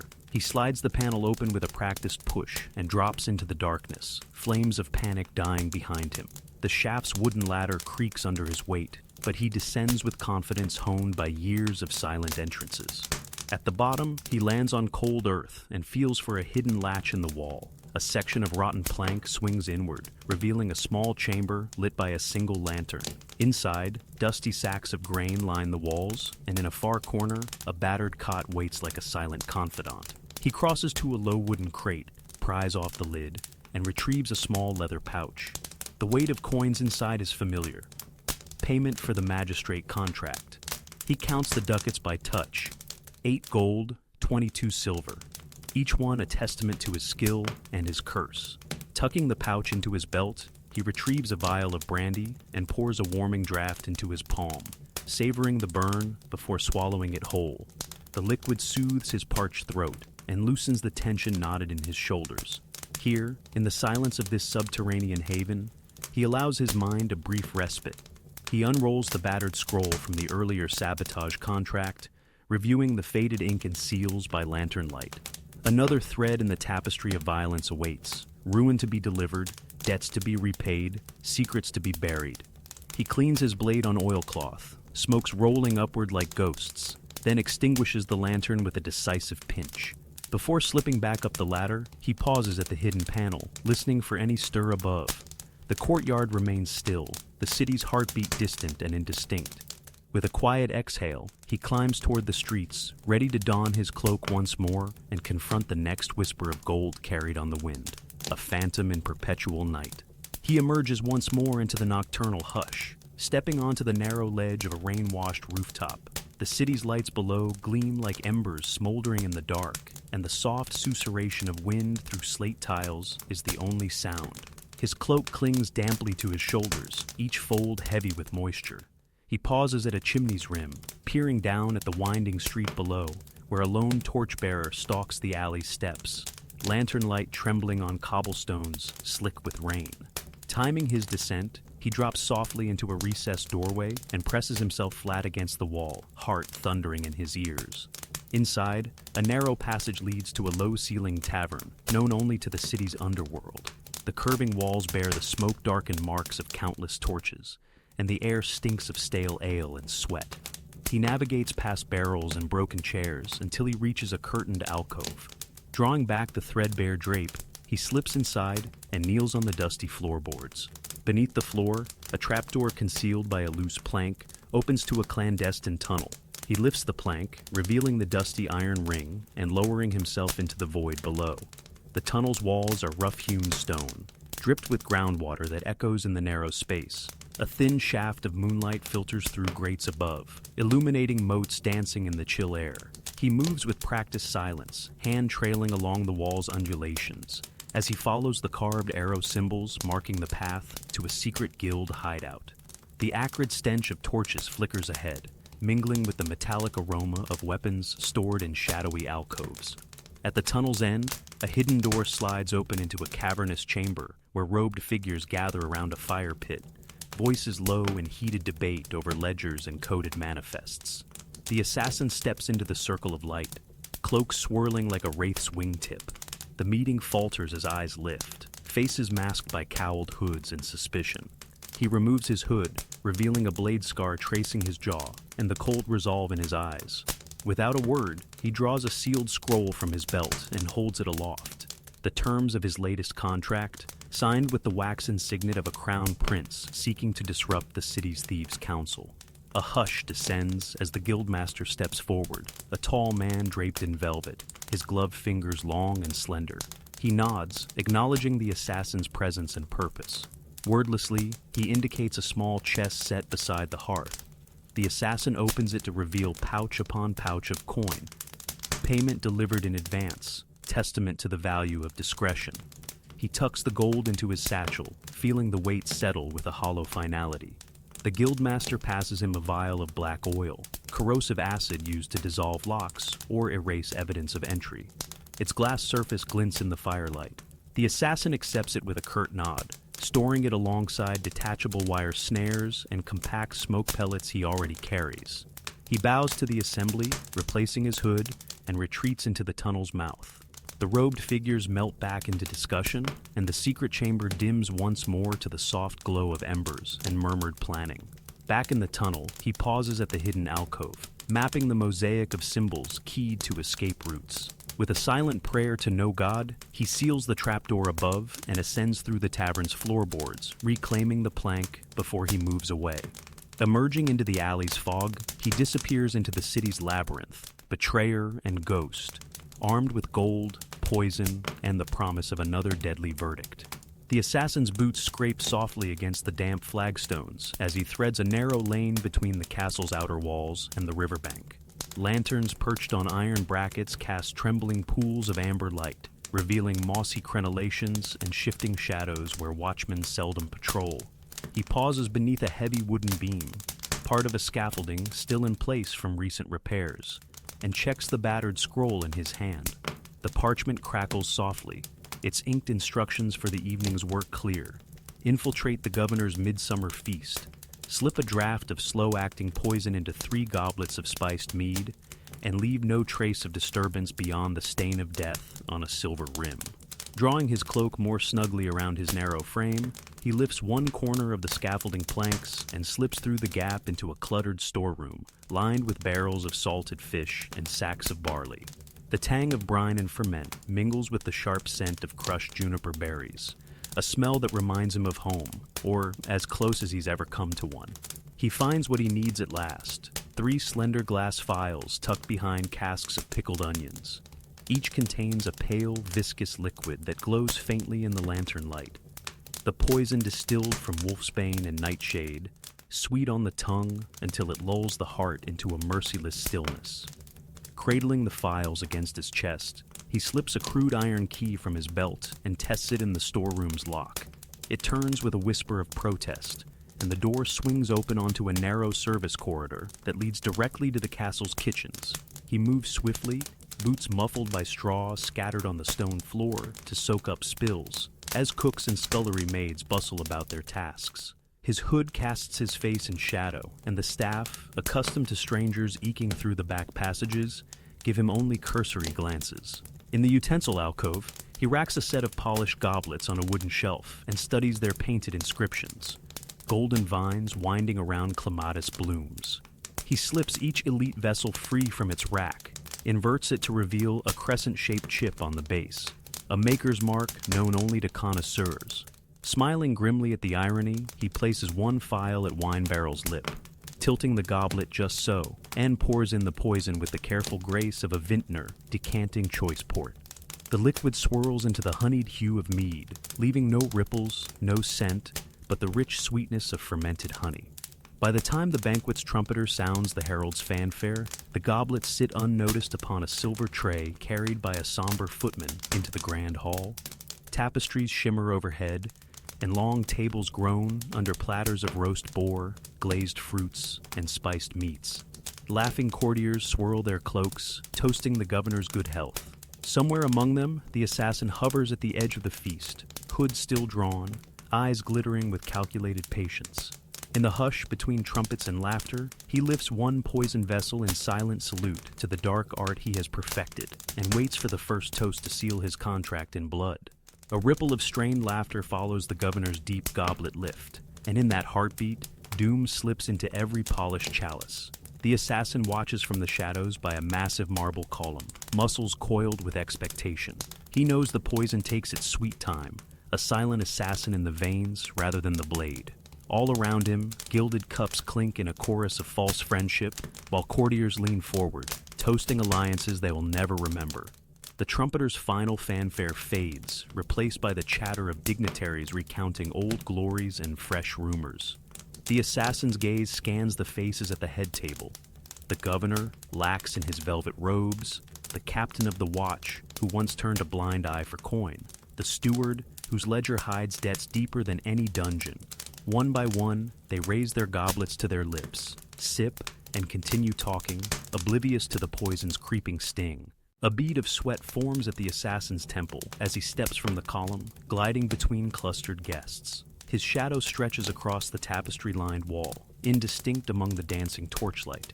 He pauses by the serving table, retrieving a folded scrap, the steward's ledger entry confirming his payment, signed in a shaky hand. He tucks it into his tunic and lets his eyes drift back to the head table just as the governor's smile falters. The first cough comes, soft and startled, followed by the steward's gasp as his throat constricts. Murmurs swell into panic when the captain of the watch slumps forward, goblet sliding from limp fingers. Chaos unfurls like a red banner. Chairs scrape, tapestries rustle, and the court physician pushes past in search of a pulse. The assassin stands at the edge of the frenzy, cloak billowing, unmoved as the poisoned elite clutch at their throats. As guards rush to seal the doors, the assassin slips between overturned chairs, ducking under a fallen banner. A sword is drawn, soldier's blade arcing through torchlight. But he melts into the serried ranks of terrified nobles, each footfall carrying him closer to the hidden postern. One glance back reveals the head table emptied of its masters, their bodies slumped and still, as the lanterns flicker red with spilled wine and blood. He emerges into a cool corridor outside the hall, heart pounding, but stride steady.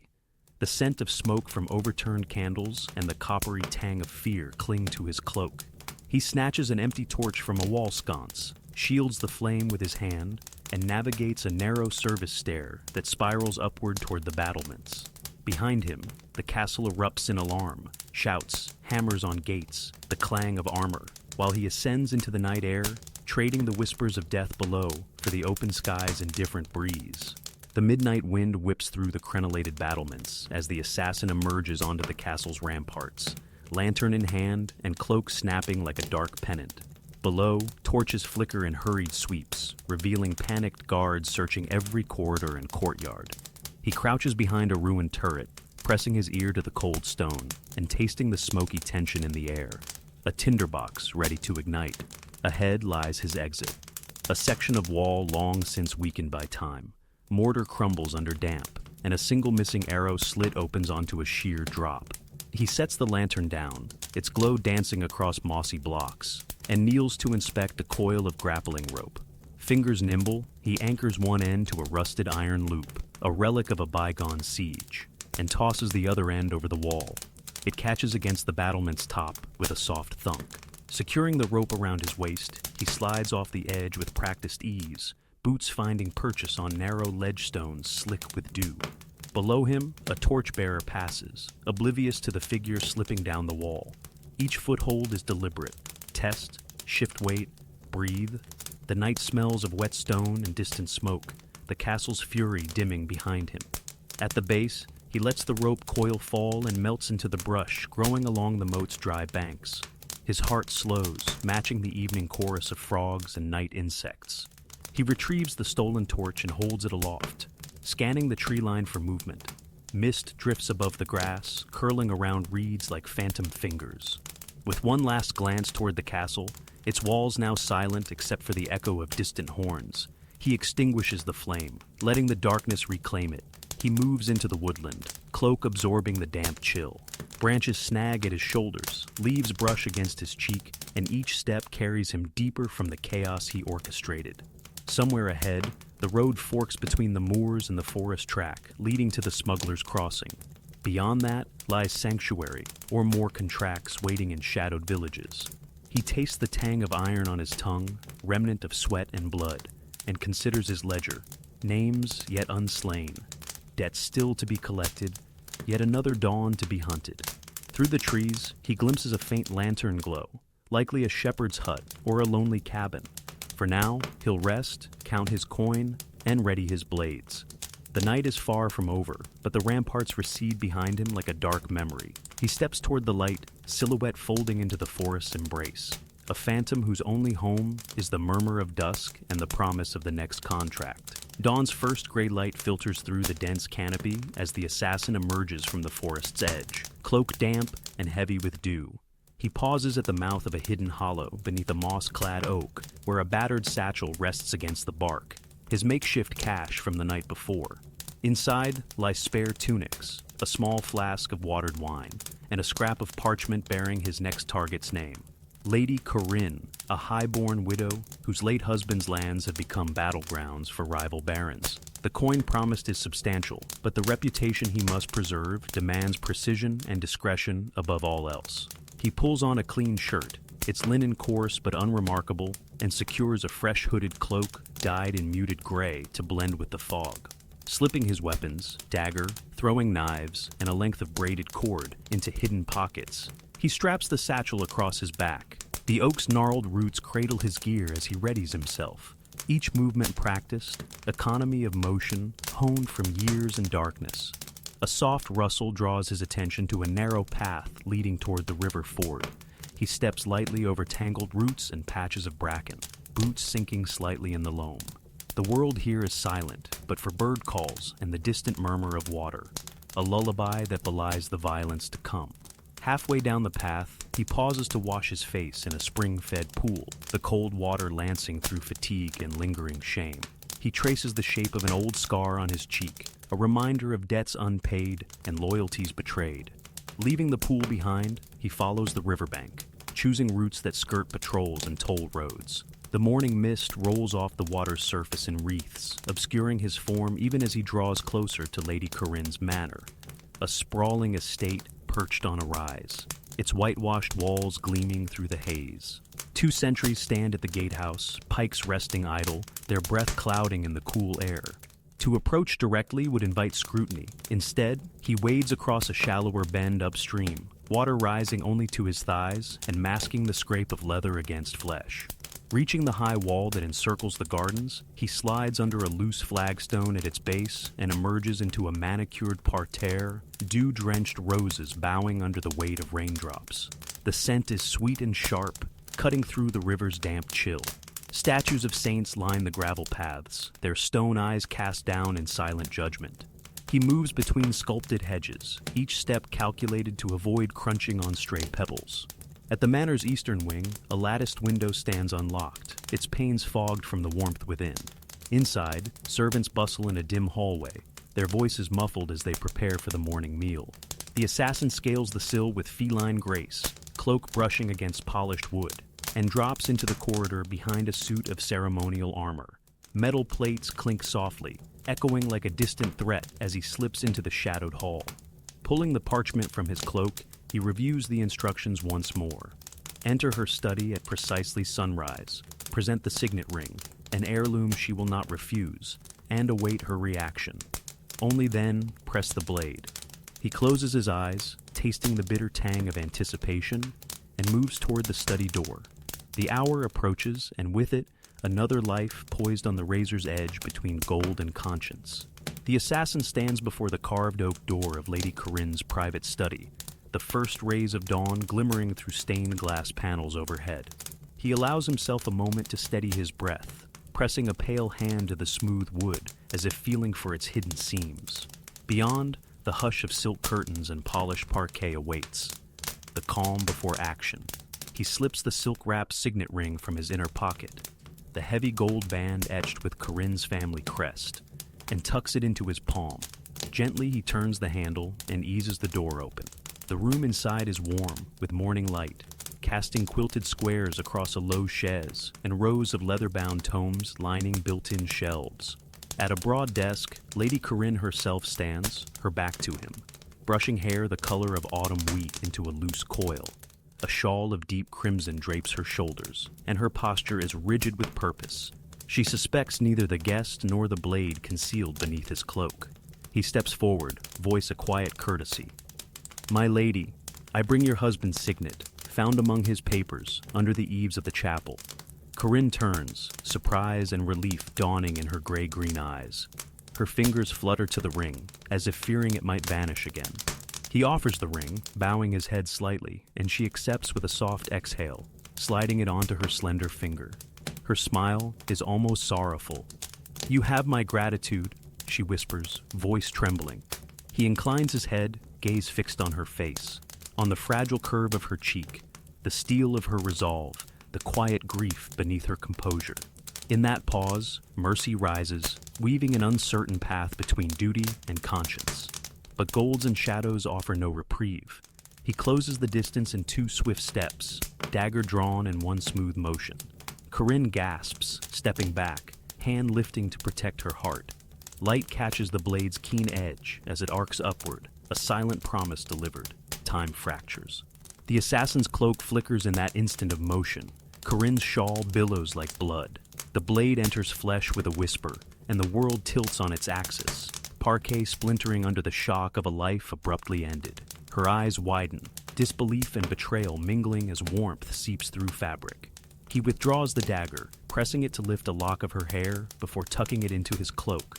A memory, a token of payment beyond coin. Her knees buckle, and he catches her gently, lowering her to the rug beside the desk.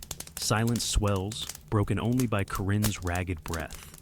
He pulls a length of cord from his belt and, with precise movement, ties a loop, not to throttle, but to bind her hands behind her back. Mercy, in his world, is measured in restraint. He presses a finger to her lips, a cold shush that stills her trembling. Stepping back, he surveys the study. Her books, her papers, her life distilled into this single, tragic tableau. Then, without looking again, he turns and walks from the room, boots silent on splintered wood, leaving behind the soft echo of a life forgotten before its time. The heavy door to Lady Corinne's study clicks shut behind him, muffling the soft thud of her collapse.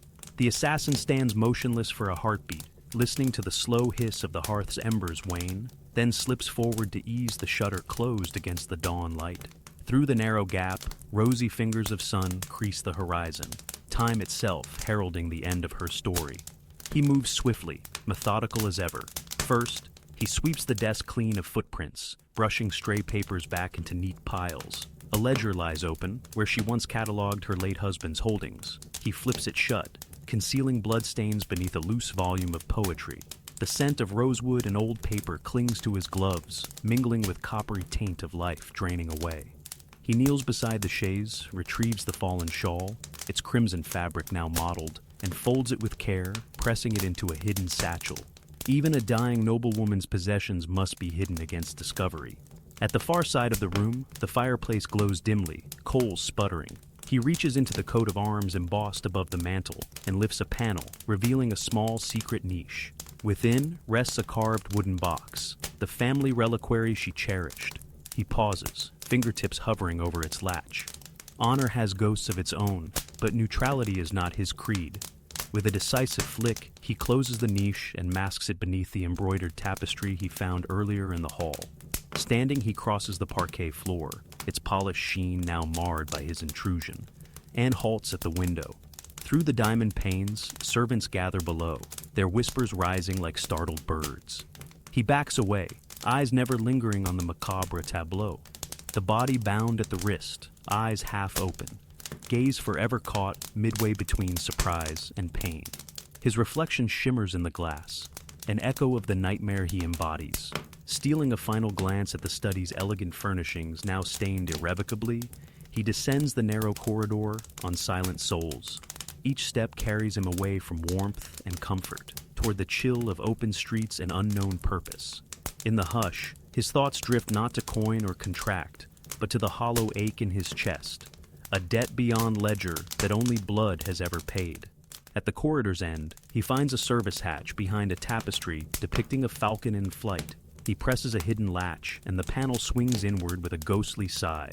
The passage beyond is familiar, flagstones worn smooth by hurried feet, low ceilings arching overhead. He slips inside, shutters the hatch, and melts into the winding servants' tunnel, the dawn's first chorus echoing faintly behind him. Life's murmur carried onward, leaving only silence in his wake. The tunnel's walls grow narrower as the assassin threads his way beneath the manor, the torchlight from above fading into distant glow. Each footfall is measured, the sound dampened by layers of straw and clay that smother echoes. He pauses at a fork in the passage. One route climbs toward the kitchens, where the clatter of pots and low voices warn of hazards. The other descends into the cellars, its air thick with the sweet rot of stored fruits and the sour tang of pressing cider. He chooses descent, seeking the cover of dank shadows rather than the risk of discovery amidst bustling staff. The ladder's rungs are slick with condensation, and he grips the iron bars until his palms ache. Below, the cellar stretches out in dusty aisles between rows of wooden casks, their oak staves stained by centuries of wine and vinegar. A single lantern swings from a ceiling hook, its light dancing across motes of airborne dust, an unwitting beacon he must avoid. He marks its position and curls himself into the shadow of a stacked barrel, heart pounding as he watches a lone cellar hand pass by, humming an old harvest tune, and oblivious to the phantom sharing his space. Once the path is clear, the assassin slips forward, crouching low to avoid grazing the lantern's arc. He moves with silent grace, arms tucked close, eyes scanning for a narrow ventilation shaft he memorized from a stolen floor plan. There, half hidden by a length of broken plank, he sees the iron grate secured with 4 stubborn bolts. From a pocket, he withdraws a compact wrench carved by his own hand. Each turn of the bolt emits a faint click that he times to coincide with the cello-like groan of settling timber above, masking the sound.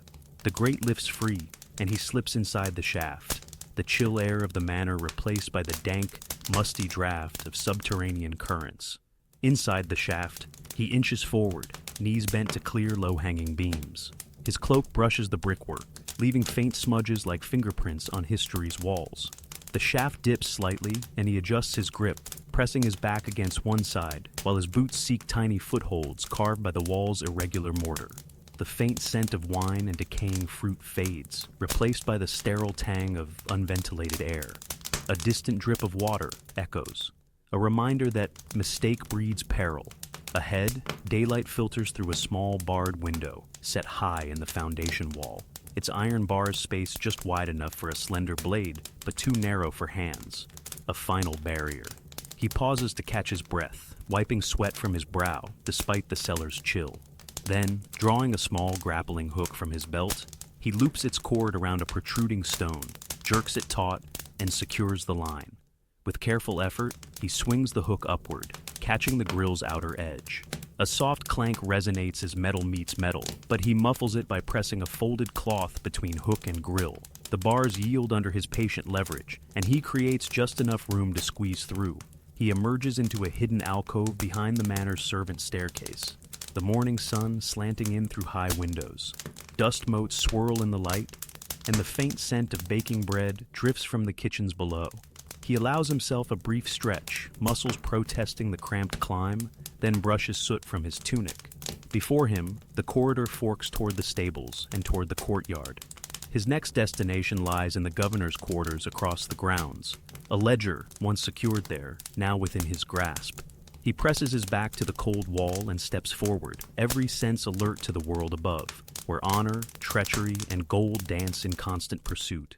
The assassin's footsteps echo across the empty alley, each measured stride carrying him farther from the chaos he orchestrated and deeper into the quiet shroud of early dawn. He pauses beneath a shuttered window, pressing his ear to the cool timber to make sure no one follows. Silence answers him, the city's heartbeat slowed, its breath drawn thin as it gathers strength for the coming day. He inhales the chill air, tasting freedom tinged with regret. Another chapter closed, another name added to the tally that haunts his waking hours and his dreams alike. Ahead, the road forks beneath a crumbling archway carved with the emblems of forgotten guilds. To the left lies the forest path, where shadows offer concealment and the promise of solitude. To the right, the dusty highway that leads to distant courts and fresh contracts. He lifts his gaze, gray eyes reflecting the pale horizon. For a fleeting moment, he imagines laying down his blades, trading the weight of gold for the simple warmth of sunlit fields and honest labor. But necessity is a master of iron will, and the ledger of the world demands payment in blood and silence. He steps toward the highway, shoulders squared against the rising wind, blade sheathed at his side, and coin purses resting heavy against his belt. Each pouch bears the imprint of contracts fulfilled. A governor's disgrace, a priest's betrayal, a widow's sorrow, testimonials to power won and lost in the hush between night and day. The whispers of those he has spared and those he has slain swirl in his memory like restless specters, reminding him that redemption is a luxury afforded only to those who lay down their blades forever. As the first rays of sunrise gild the rooftops behind him, the assassin melts into the miles ahead, a solitary silhouette framed by dawn's gentle glow. His breath steadies, resolve hardens, and the road unfurls into promises and perils yet to come. If you walked alongside him through these 50 blocks, you've witnessed a life forged in shadow and tempered by necessity. Thank you for journeying into the dark heart of medieval crime and survival. If you found this tale both enlightening and atmospheric, please subscribe for more bedtime history explorations, like the video, and share your thoughts in the comments. Until our next foray into the past's hidden corners, rest well. And may your dreams be gentler than the world we've traversed tonight.